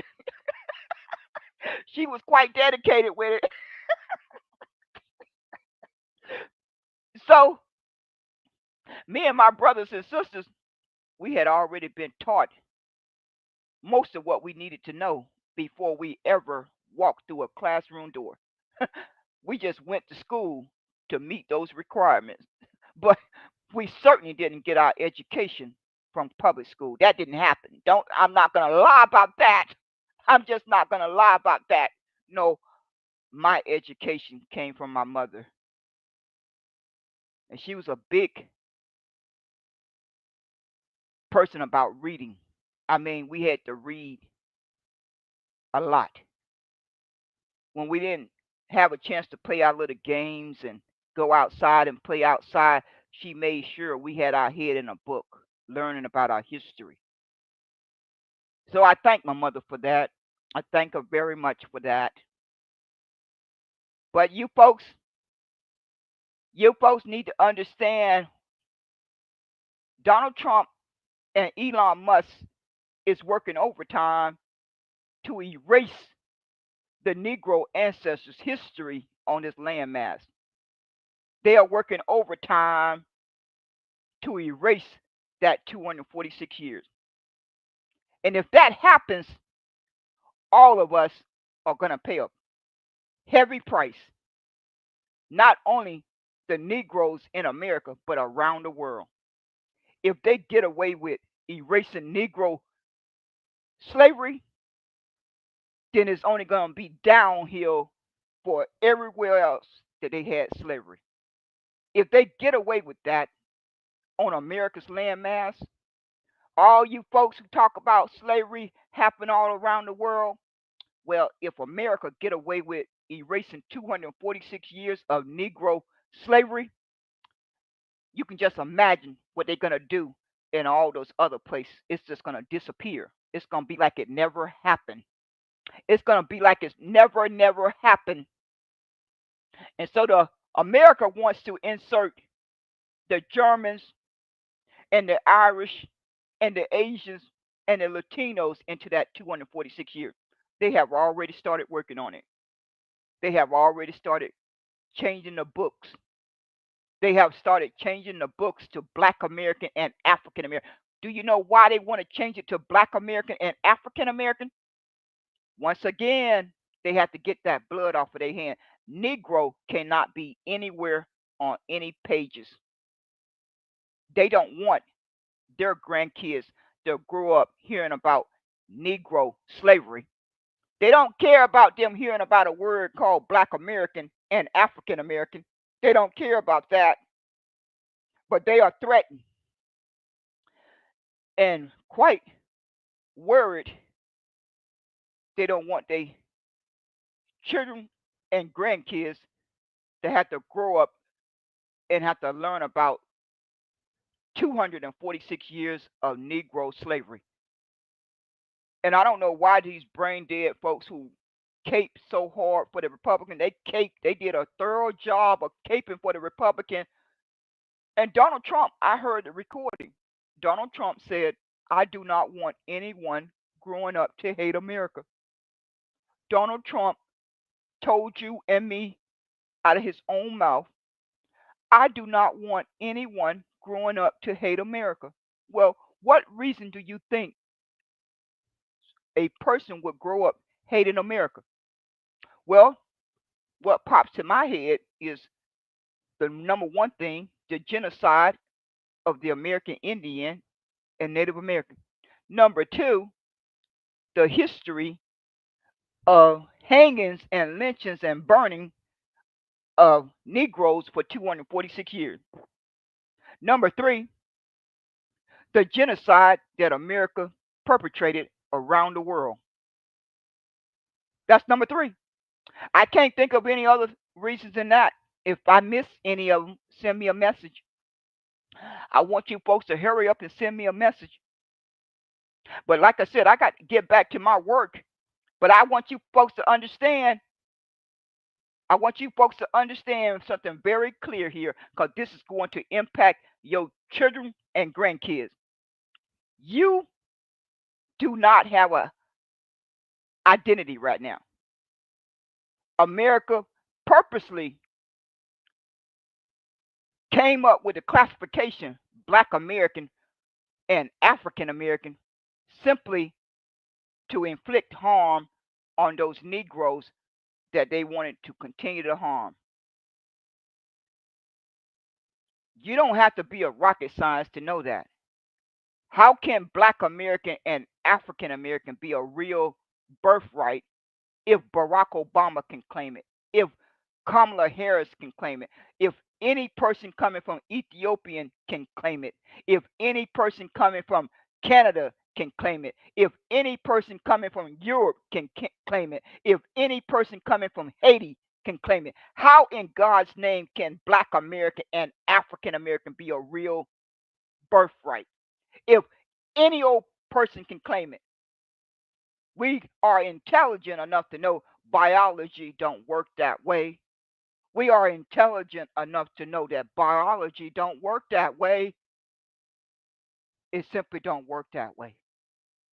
I can't get on an airplane tomorrow and fly to Africa and become a Nigerian. I can't do that. That's not possible. I can't get on an airplane and fly to Europe and become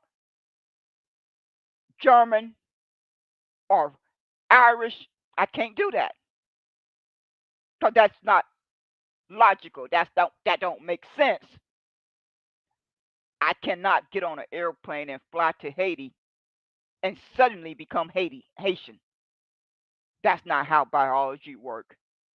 That's not how biology works. But America has gotten away with a crime. It's been a crime to rob a human being of their birthright. America has gotten away with it for a very long time. For a very long time, they told any person that had brown or dark brown skin they were black American and African American. They knew exactly what they were doing. They knew exactly what they were doing. But America recognizes every ethnicity on that census report, but black Americans and African Americans. Every German person is recognized. Their ethnicity, their national origin, and their nation is recognized on America's census report. Every Native American, Hawaiian, Asian, Latino, Mexican, Jamaican, Haitian, Ethiopian, Nigerian, Somalian are recognized on America's census report. But the very people who ancestors carved out 246 years, they not recognized. They don't have a recognized birthright. They don't have a recognized identity.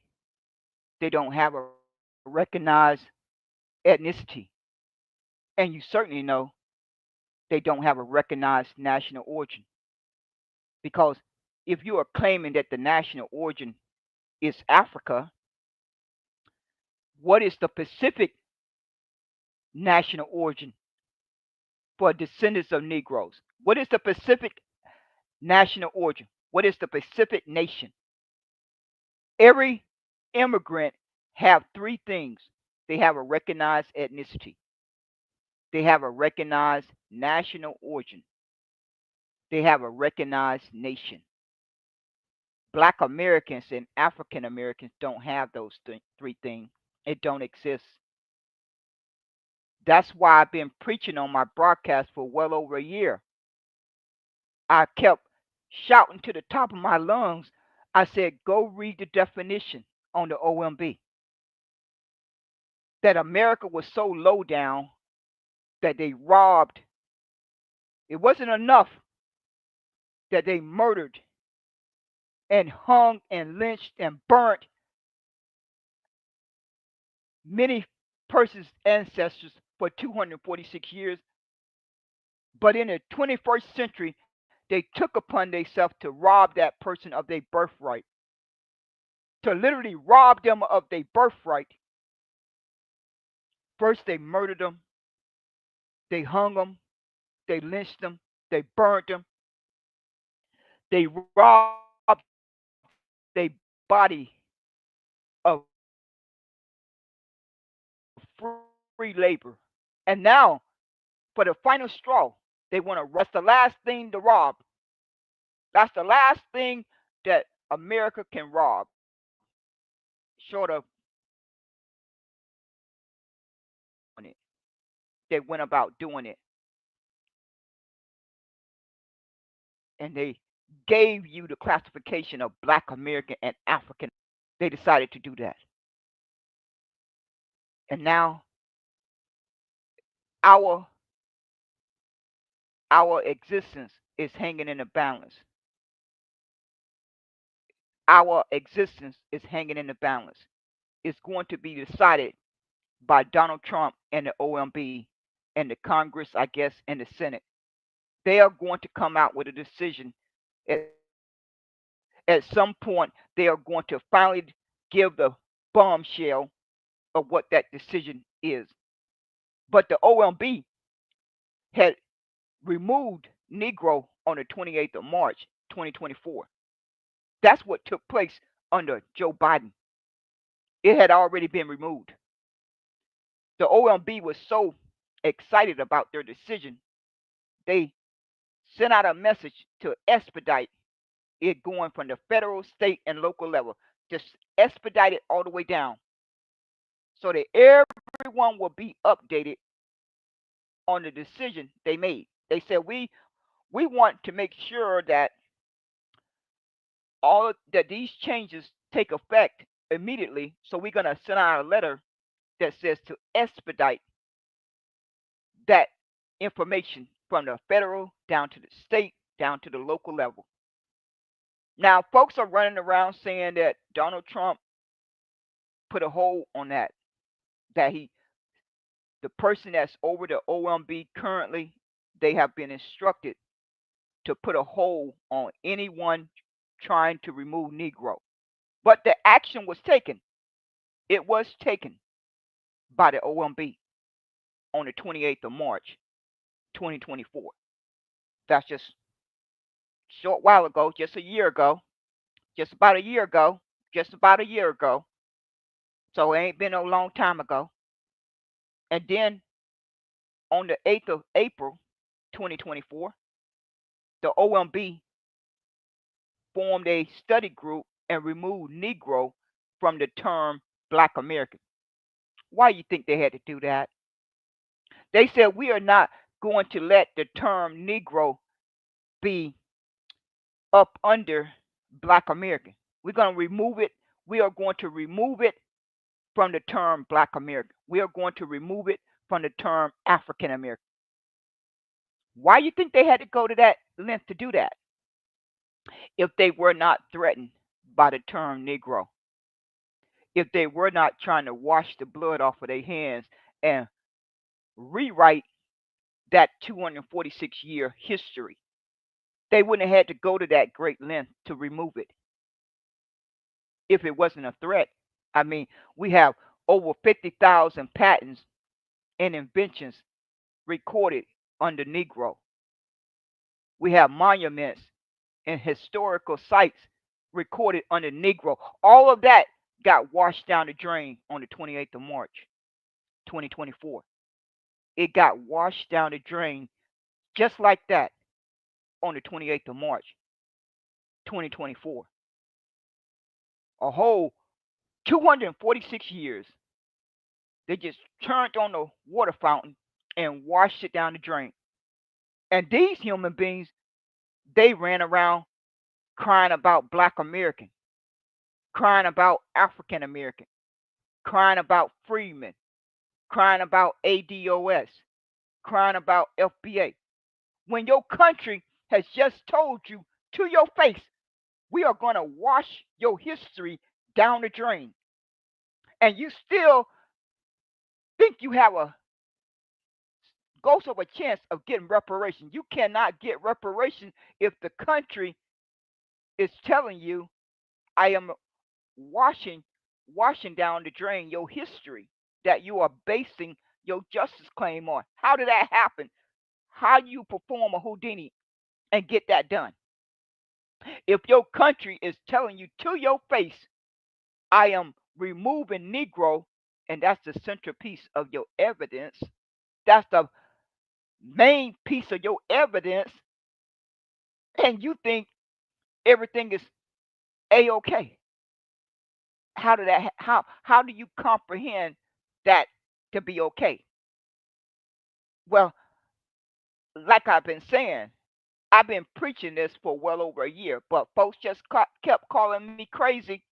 They kept calling Who Did You Boycott crazy. Well, we're going to find out who's crazy soon as Donald Trump dropped that bombshell. We're going to find out. We're going to find out whether or not Who Did You Boycott was right or Who Did You Boycott was crazy. Because I'm not the smartest person. I don't claim to be no scholar. I don't claim to be no book knowledge person. God gave me common sense, and it has served me well for my 62 years. I have no doubt about that. I have proof of that. I won't bless with book knowledge. My brothers and sisters, they got the book knowledge. They made it straight A's. They made all the straight A's. Every time they brought a report card home, they had nothing but straight A's. But my mother helped me to understand that God gave me common sense. He said, some persons are born with book knowledge, Some persons are born with common sense, and if you're lucky, you get a little bit of both.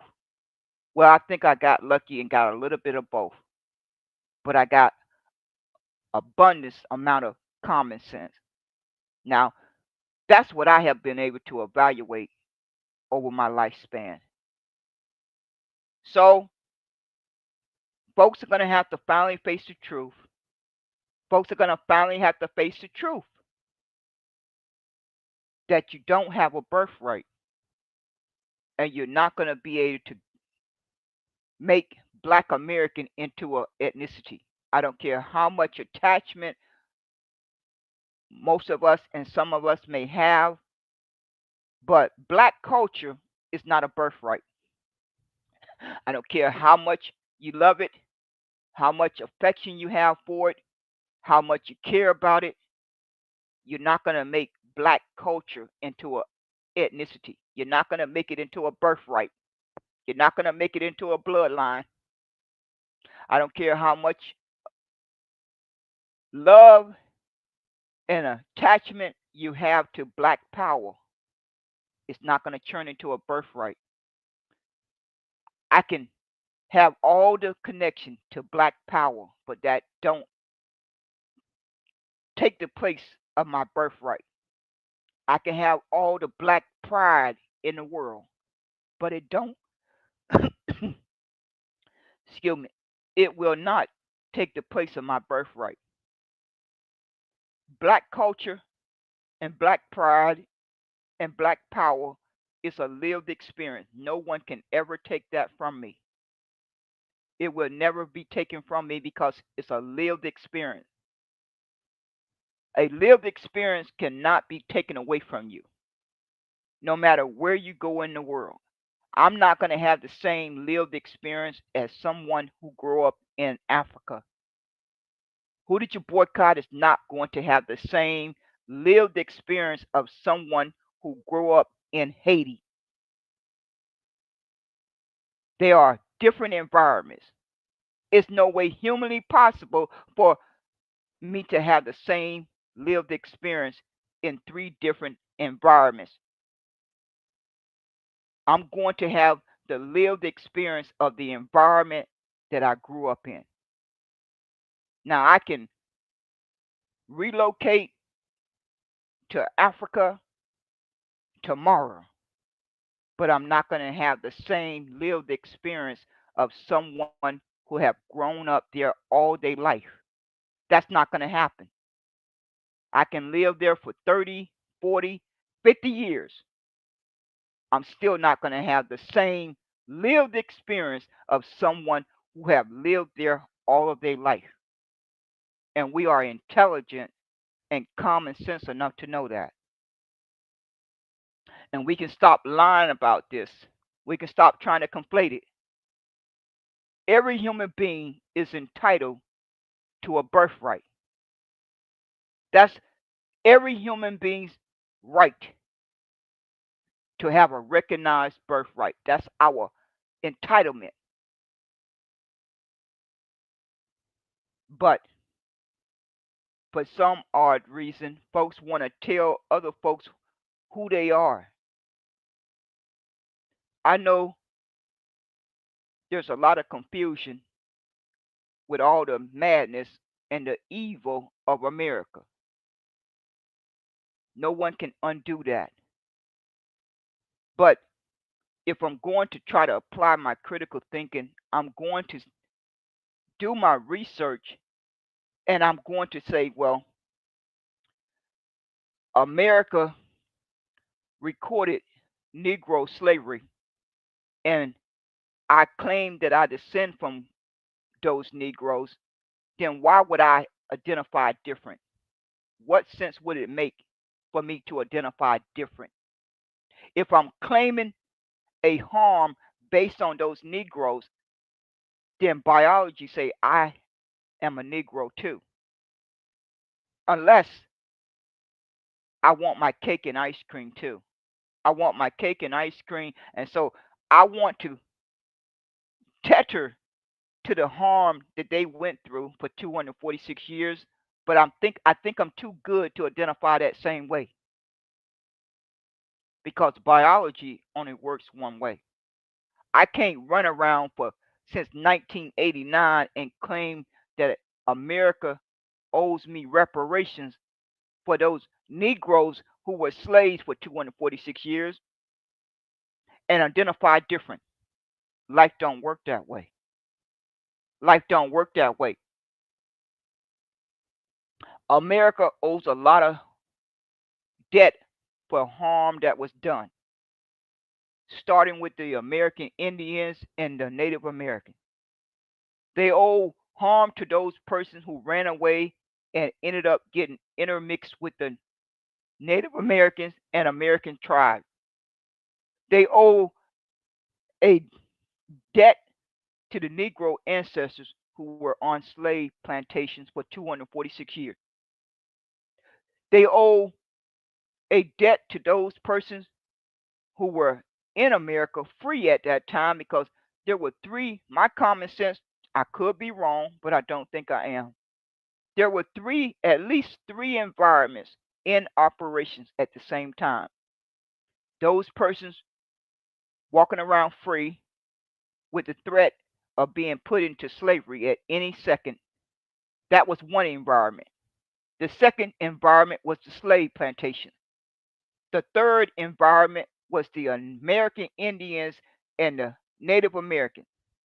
And we know that because the government had to go to the American Indians and tell them to let go of their slaves. So if they were the same environment, then America wouldn't have had to go to the American Indians or the Native Americans and inform them to let their slaves go. They would have been set free the same time that the Negroes were emancipated. Don't that make common sense?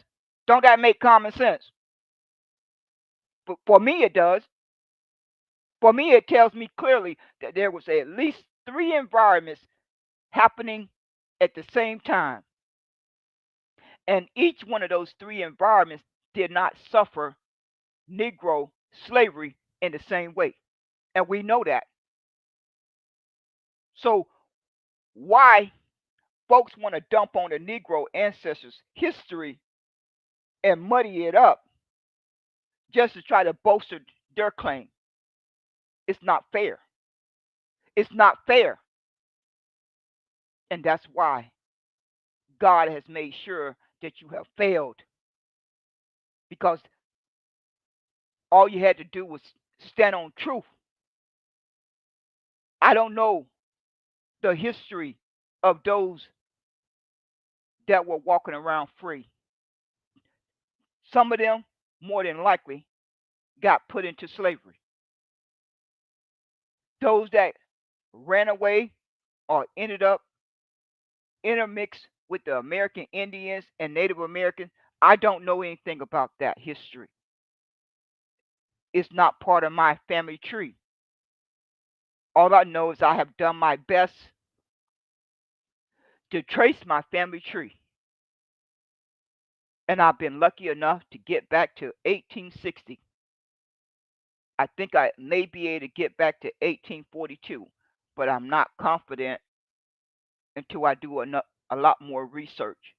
But so far, I'm satisfied and I feel confident that the information that I have looked at with my own two eyes matches up with what I know firsthand of the names of the persons of my mother, my grandfather, and my grandmother, who I was named after, and then I just go back one more century, and I'm there, and it matches up.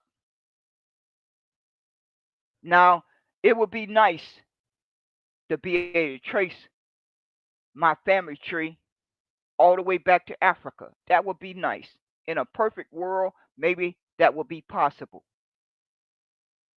but I don't have that information.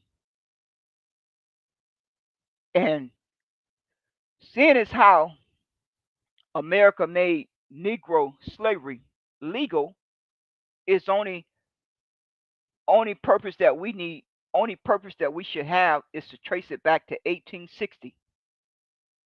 That's all the documentation we should require that one person in your family has to be traced back to 1860. And most of us can do that, thank God. With all the craziness and evil of America, just being blessed enough to be able to trace it back to 1860 is a huge accomplishment. But folks want to muddy the waters. They want to conflate justice claims. They want to conflate justice claims with, oh, where are the slave ships?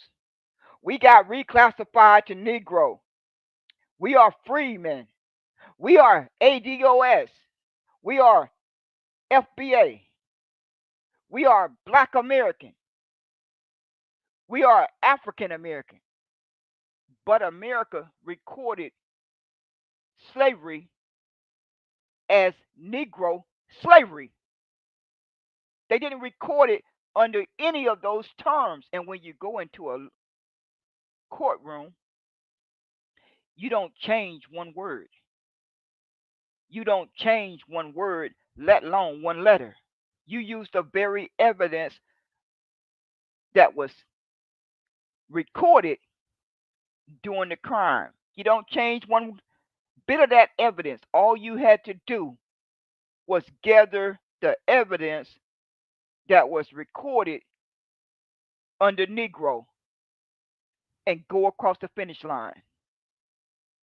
That's all you had to do is to force America to acknowledge that, because you don't get the second base skipping over Negro. You know that life don't work that way. You don't get to skip over first base and go to second base and think your case, your legal case, is going to be stronger. No, you have got to stand, you have got to gather your evidence and stand on your strongest position. And your strongest position was the term Negro, but you were ungrateful. You were ungrateful and you didn't think it was worth saving. You didn't think it was worth fighting for. You preferred your other preferred identifying terms. So now, Donald Trump and Elon Musk and the OMB are going to make that final decision for once and for all. America is going to have to decide whether or not they're going to recognize the birthright of those persons who descend from either Negroes or free persons who were here in America by 1865. By 1865, America is going to finally have to realize, decide whether or not they are going to recognize those persons as to exist and that they were birthed into the world and they deserve a recognized ethnicity. They deserve a recognized identity. They deserve a recognized birthright. And that's just where we at. That's is where we are at. And folks don't want, so folks are running around here telling the OMB to rewrite and redefine how America recorded Negro slavery. They telling America that we are descendants of slaves. We are descendants of slaves. We are descendants of chattel slavery. We are American descendants of slaves. America did not record slavery that way. Where is the evidence? Where is the evidence? Where is the evidence of it ever being recorded that way? Can anyone send me that information? Can anyone dig up that information where America recorded slavery as descendants of slaves? No, every single day that that person, that human being was put up for sale today, they said, this Negro is put up for sale today. This Negro is put up for sale today. This Negro is going to be put up for sale. They never said this black person is going to get put up for sale today. This black American is going to get put up for sale today. This African American is going to get put up for sale today. That didn't happen. They didn't never say this freeman is up for sale today. They never said this ADOS is going to get put up for sale today. They never said a FBA is going to get put up for sale today. So if you know your enemy did not record it that way, why are you trying to redefine it? Why are you trying to rewrite it? Are you trying to help your enemy weaken your case? You must be trying to do that because you are too intelligent and too common sense to know that's exactly what you're doing. You are shooting yourself in the foot. And that is exactly what has happened. That's exactly what has happened, but they still running around here giving folks false hope and feeding them empty promises. But I'm here to bust that bubble. As it stands right now, all of us who have brown and dark brown skin, we don't have an identity. We don't have a recognized birthright. We don't have a recognized ethnicity. And that's the fact of the matter. And that is why I will be very concerned when the Republicans start talking about the 14th Amendment. But folks are going to paint their own narrative. But when I read it, it said formerly enslaved person. Formerly, formerly enslaved person were given a citizenship under this 14th Amendment. Now, my common sense tells me when I went and searched it, what, how many states would it take to make any changes to the Constitution? It said 35. I think if my memory is correct, it would take 35 states to ratify any changes to the Constitution. Well, the Republicans already have control of 27. They may already have 35, but they certainly have control over 27. And 25 of those 27, the population of brown and dark brown skinned persons are less than 2% or less than 6%. So they are outright have control of those 25 out of 50. So that sounds like they're pretty darn close to 35 based on my little math. They are pretty darn close to 35 that they would need to make any changes to the Constitution. My common sense tells me they are very darn close if they wanted to make any changes to that Constitution. What's to stop them for deciding not to recognize formerly enslaved persons as citizens? What would stop them from wanting to do that if they wanted to decide to do that? Y'all folks keep thinking it's about birthright citizenship. No, these devils, I've been telling you folks since they put that definition on the OMB that that's what they were cooking up. It's spelled deportation. But y'all wanted to call me crazy. For the whole year that I've been making these broadcasts, I've been shouting to the top of my lungs. I said, when I read that definition on the OMB, it's spelled deportation. Now that Donald Trump has taken office, he's disguising it in different ways. He's planning on deporting repeat offenders. He's planning on instituting the death penalty for drug offenders. All of these different disguises to target one specific group, Negroes. Now, other brown and dark brown skinned persons, they are going to more than likely suffer collateral damage. That's just how the environment works in America. If you have brown and dark brown skin, you are not the target. The Negroes are the target. That's what folks been trying to tell you, persons that came from your nation, that you did not want to accept that.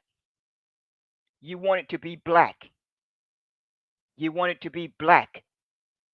I'm black because America see me as black. No American know the difference. They clearly know the difference. Every time a person with brown and dark brown skin is pulled over by the policeman, they know the difference.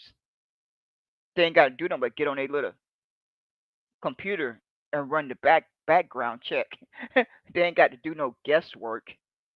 All they got to do is do their little background check real quick, and they know exactly who is standing in front of them, who is sitting in their car in front of them. They know that without any guesswork. But if you don't want to believe that, every Negro is attached to a Social Security number. Did you forget about that part when you were running around claiming to be black? We all black. Did you forget about that part? You must have forgot about that Social Security number. And there's an insurance policy attached to each one of those Social Security numbers. So it's very important that America know who is who, because they are cashing those insurance policy more times than you can realize, more times than any of us can realize. When folks are getting gunned down, more than likely, America is cashing in an insurance policy. That's not a secret. That's not a secret. But you folks want it to be black. You want it to be black in America. Why would you want to cause self harm to yourself that way? Why would you want to do it? Well, if you want it to be black, if everybody is black, if everyone is black, then we don't need anyone to be walking around calling themselves Jamaicans. We don't need anyone walking around calling themselves Haitian. We don't need anyone walking around calling themselves Bahamas. We don't need anyone walking around calling themselves South African. We don't need anyone walking around calling themselves Nigerian. We don't need any person with brown and dark brown skin to be calling themselves Ethiopian. We are all black. All of those other names can go away because we all black. We don't, not one person is has the identity of Ethiopian. Not one person had the birthright of Ethiopian. We just all black. Not one person have the birthright of Nigerian. We just all black. Isn't that right? Well, if that's the case, you folks need to go to the notary and denounce your ethnicity. You need to get in the car and drive to the notary and get it notarized that you are denouncing your ethnicity and your birthright. You just write it on a piece of paper and get it notarized that you have officially denounced your bloodline, your ethnicity, and your birthright. You just went to the notary and told the notary, I am here to denounce my bloodline, my ethnicity, and my birthright. I am just black. So I don't see you folks doing that. I don't see anyone talking about denouncing their birthright.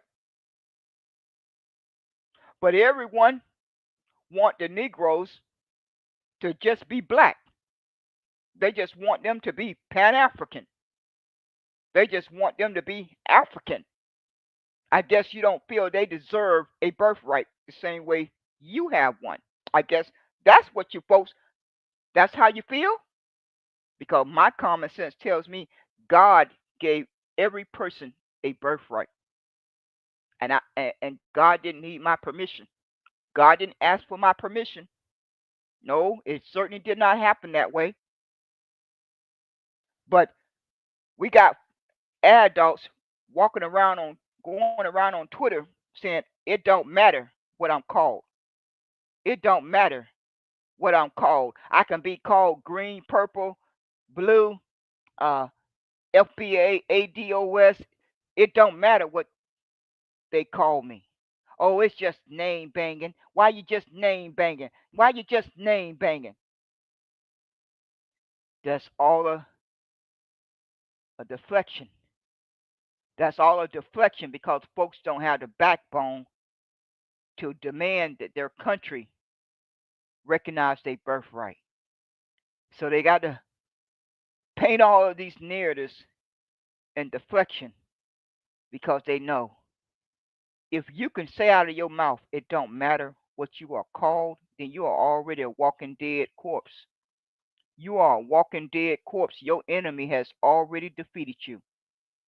You are already defeated and you just walking around as a corpse because every human being have a birthright and it's not spelled black and it's not spelled white.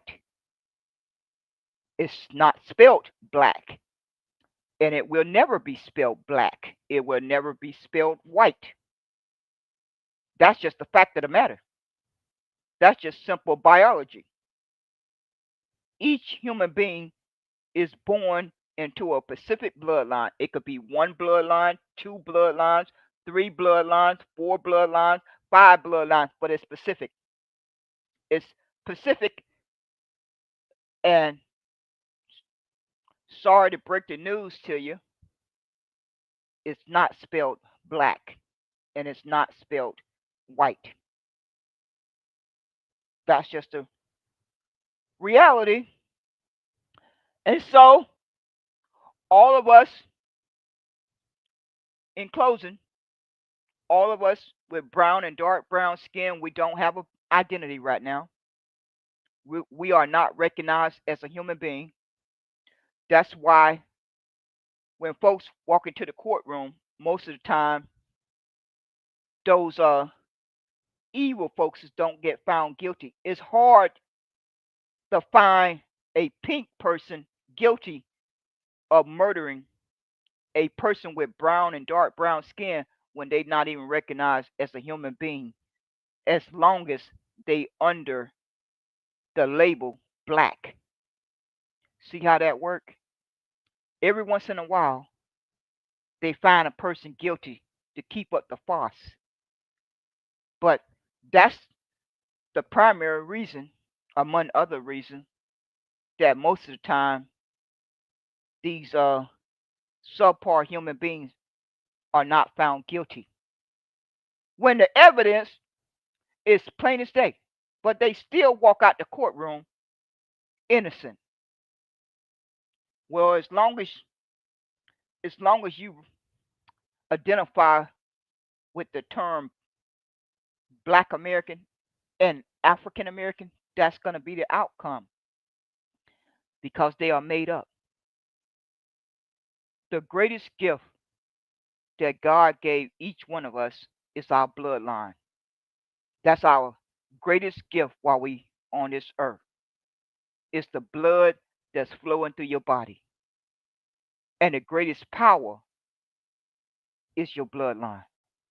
They work hand in hand. And the enemy always knew that. They always knew that from the very moment they invaded. They knew if they mixed the bloodlines, it would work in their favor because that was a gift from God.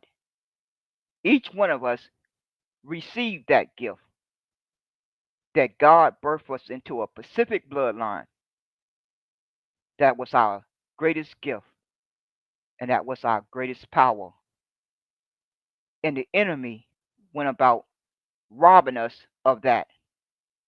And that's how they've been operating for decades and centuries.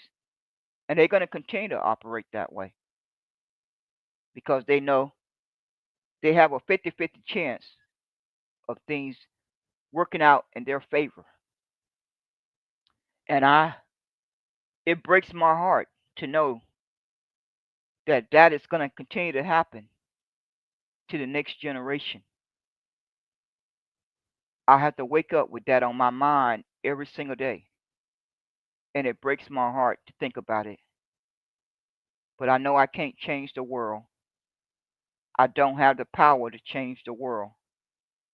All I can do is use my voice to say what's on the inside and then share with my understanding that I have and share what God put in my spirit and I speak it out loud. I don't know why God put that inside of me and gave me that understanding, but I didn't have it at 20 years old. I didn't understand what I'm saying tonight. I didn't have that understanding at 20 years old, 30 years old, 40 years old, 50 years old, 60 years old. It wasn't there. That never came through my thoughts. So I know it had to come from God because I would have certainly remember thinking about it if I had thought about it, but I never did. So God put it in me and I spoke it out loud. And I'm going to die with that understanding. I'm thankful that I got that understanding before I died. That my Heavenly Father loved me enough to birth me into the world, into a Pacific bloodline. And God, my Heavenly Father, picked out my mother and father specially for me before I took my first breath. Each one of us, God loved us enough to pick out our father and mother specially for each one of us. And so America will not rob me of that. America will not rob me of my birthright. America has done enough harm and damage to my 62 years and to my ancestors and to other folks. They have caused a lot of harm around the world. But the final straw is the attempt that America is making to steal my birthright. And my birthright is Negro. And I hope and pray that other persons who claim to descend from those Negroes will fight and die for that because they deserve it. Each one of them that had to live and die through that 246 years, they deserve for us to fight and die for the sacrifice that they made so that I had a chance to have a better life. And I did. I did have a chance for a better life, way better than the life that they had to go through. And so I am quite sure that America is going to always be threatened by the term Negro. J. Edgar Hoover told America when they asked the question, J. Edgar Hoover, what is the greatest threat to America? J. Edgar Hoover said the greatest threat to America is Negro unity. Why do you think he didn't say black unity? Do anyone have an answer for that? Why you think that J. Edgar Hoover did not say black unity? Why you think he did not say African American unity? Because he clearly knew of those two words. He clearly knew of the word black American. He clearly knew of the word African American. But the only two words that came out of his mouth was Negro unity. That's all. Let that marinate. Let that marinate. Because America has had over 400 years to do the right thing. America has had over 400 years to do the right thing, and they chose not to do it. Now, all of our life hangs in the balance of what decision that Donald Trump and Elon Musk and the OMB will make in the coming months and days. I don't know what decision they're going to make. I hope and pray that Negro will get put back on the census report and that America finally acknowledge the contribution and the sacrifice and the achievement that the Negro made on America's landmass. I'm hoping and praying for that. That's what I pray for every second of the day. But I don't have a crystal ball to know if that's going to be the decision that Donald Trump and Elon Musk and the OMB and the Republicans make. I don't know. But I do know one thing. At least I think I know one thing.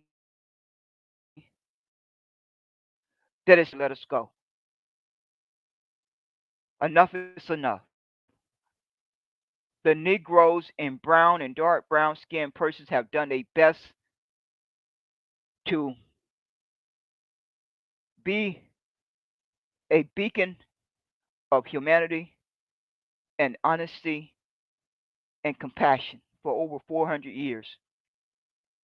We have done our part to try to make that a part of society and our existence. And it's time for the Negroes and brown and dark brown skinned persons to get out of the way and let these persons fight it out. It's time to let God's people go. It's time. It's time for the separation, and it's time for them to fight it out and decide however they wanted the outcome to be. It was never meant for us to be integrated. It was never meant for us to be integrated. It's time for Jamaica to be left alone. Let those persons live out their life the way it's meant to be. It's time for Haiti to be left alone. It's time for the Bahamas to be left alone. It's time for the continent and other brown nations to be left for their own self determination and their own self reliance. It's time for the separation. And as long as Negroes and brown and dark brown skinned persons continue to vote for the Republicans and the Democrats and the independents, we are going to suffer. As long as we continue to participate, we are going to continue to pay for our own oppression. We are going to continue to pay for the suicide and genocide day to day. We are going to continue to be responsible for the destruction that America go around the world and commit. That is what's going to continue. And God wanted us to be separate. It's written in the Bible. It's written in the Bible, and we were supposed to be separate. We're supposed to coexist as human beings on this earth, but we were supposed to be separate by our bloodlines. We were supposed to stay separate based on our bloodline and learn to coexist amongst each other. But there were evil folks who wanted a different outcome. And so they went about orchestrating that by mixing the bloodlines. That's been the root of most of these wars. That's been the root of most of this genocide. So I'm going to pray for a boycott, separation, and self reliance. Those are the three things that I will focus my attention on with the remaining time that I got left on this earth. That's my hope and prayer for the next generation. that they have a chance to experience a different life than what I went through, and many of you had to go through. And the only way that's possible is to organize a boycott and force America to come to the table and negotiate separation. And then we can put our effort and energy into self reliance. Because these human beings are being determined to cause destruction. There's nothing that we can do about that. If they are being determined to destroy themselves and other places around the world, it's nothing that we can do about that. It's just simply time for separation. And that is what I hope and pray that folks will start fighting for. But if persons don't choose to do that, then that's their personal choice. But the Democrats don't deserve the Negro and brown and dark brown skin vote ever again if they don't give us control over a couple of states. If they cannot allow us to have our separation, they don't deserve our vote. Because as long as you vote for the Democrats or the Republicans, you are voting for your own demise. America has used our vote and our taxes to commit genocide and wars around the world. And I cannot continue to live with that on my conscience without admitting that fact and admitting my responsibility. And since I know that's the fact of the matter, so the Democrats, they did a lot of damage to a lot of folks' life. And I know folks wake up day after day and talk about all the things that they done. And they say, well, you just got to be happy that we got a little bit done. We just got a little bit done. So why are you complaining? Why are you going to sacrifice all of that because we didn't get a lot more done? America, the Democrats and America has had since 1965 to pay that debt.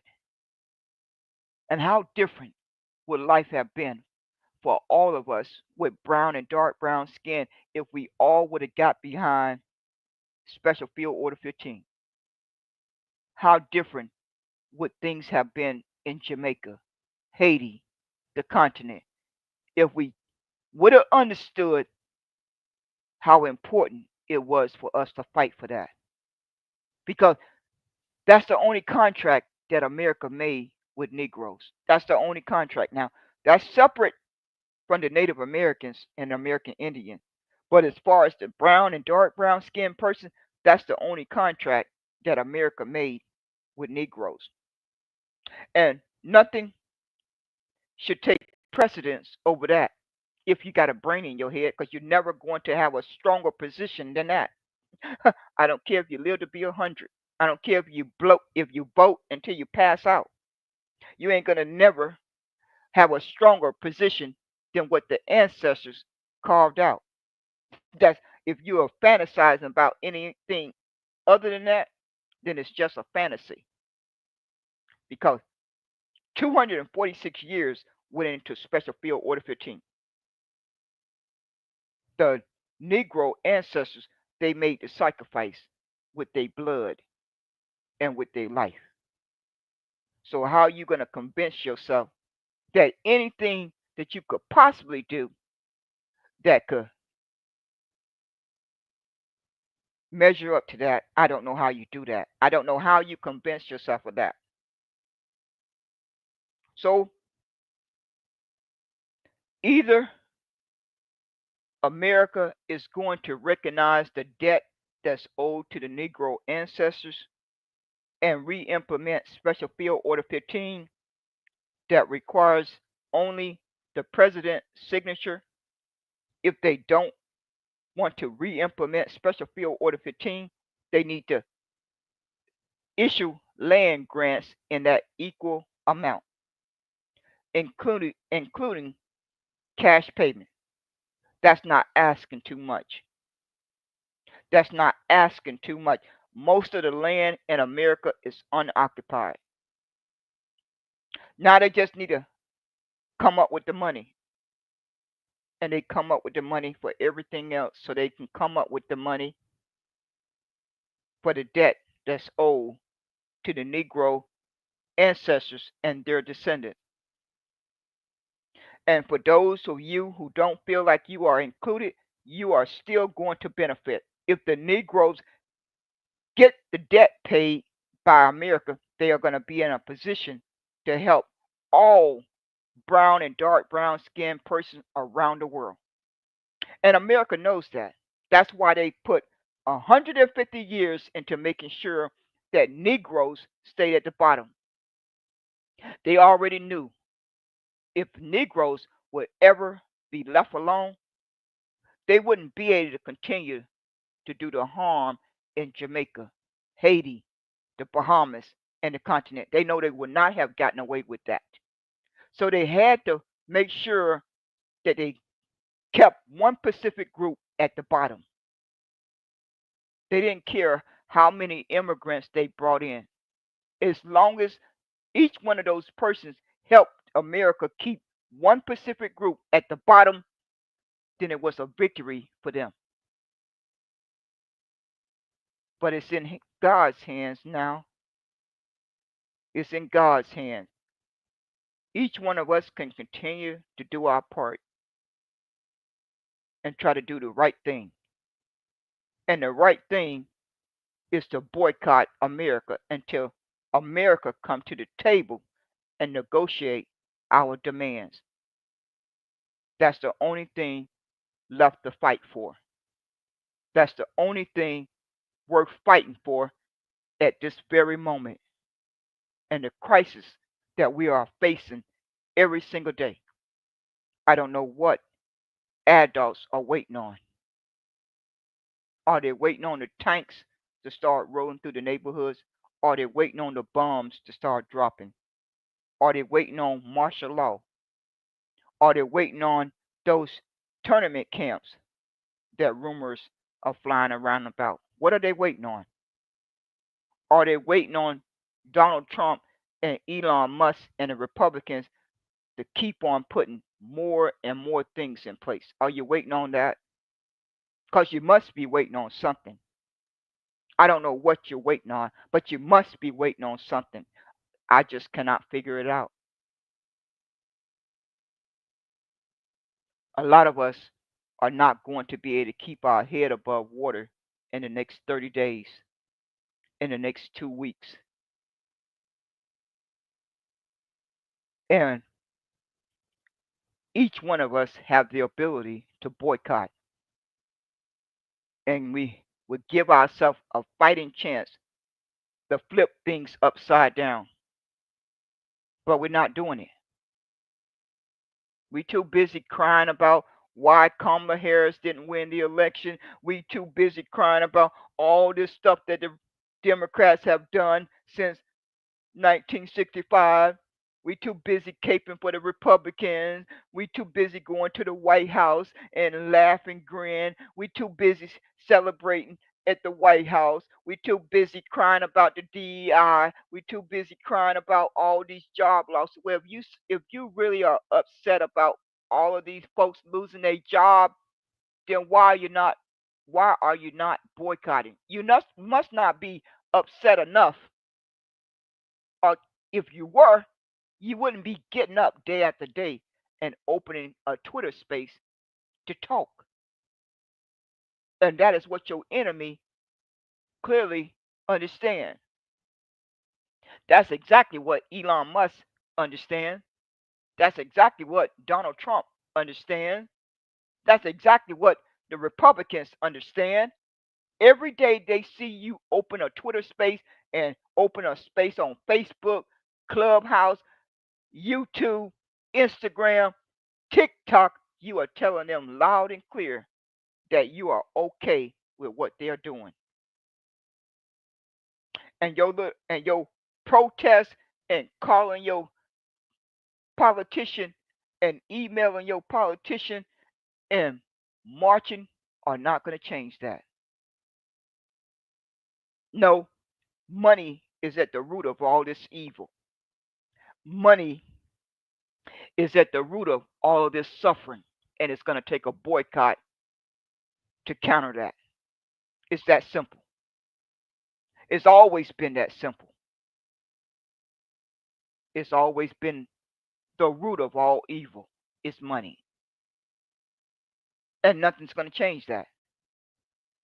Nothing's going to change that until this world come to an end. Money is always going to be the root of all evil. Money is going to be the root of a lot of folks dying and suffering. And the only way to counter that is a boycott.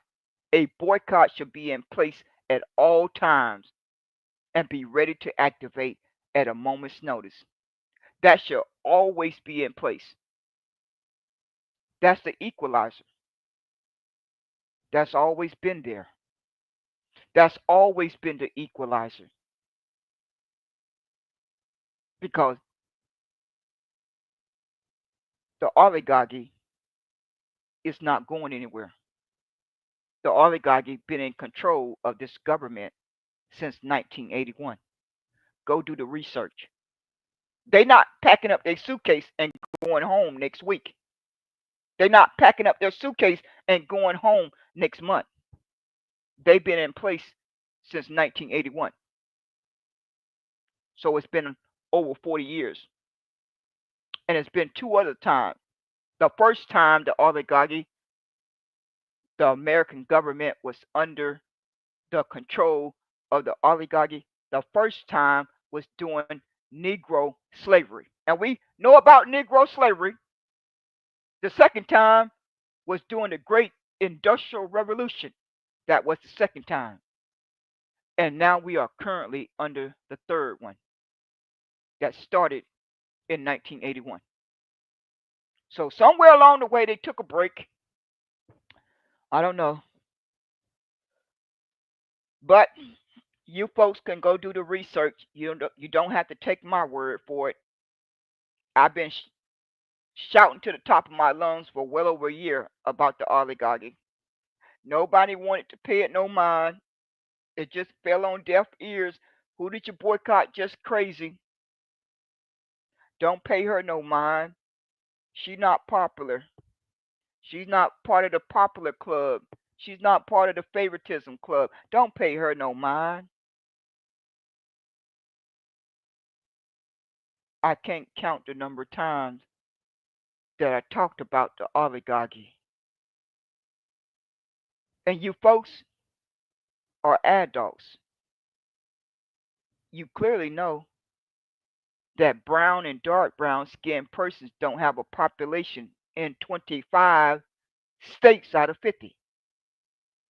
You know that before you go to sleep and before you wake up, you are already 25 states behind. How does that bode well for your children and grandkids' future? How does that bode well for your children and grandkids' day to day life? When you are living in a hostile America environment and you are already 25 states behind before you even wake up and put your feet on the floor in the morning, you are already 25 states behind. But do I hear adults running around saying we have got to help our people to understand they have to relocate and we have to take control of one of these states between 1 and 8 that we have the most population in? I don't hear folks running around talking about that. No, they too busy crying for their enemy. Oh, my enemy over here, the Republicans, are better than your enemy over there, the Democrats. No, you're too busy fighting for them rather than fight for your children and grandkids' future. You ain't gonna never have any power in America unless you have 51% of the population control in one of these 50 states. So as it stands right now, the only thing that we have that we get to we get to eat, sleep, and breathe, and go home to our home and go through the motion of our day-to-day life. But we don't have any protection. We don't have any.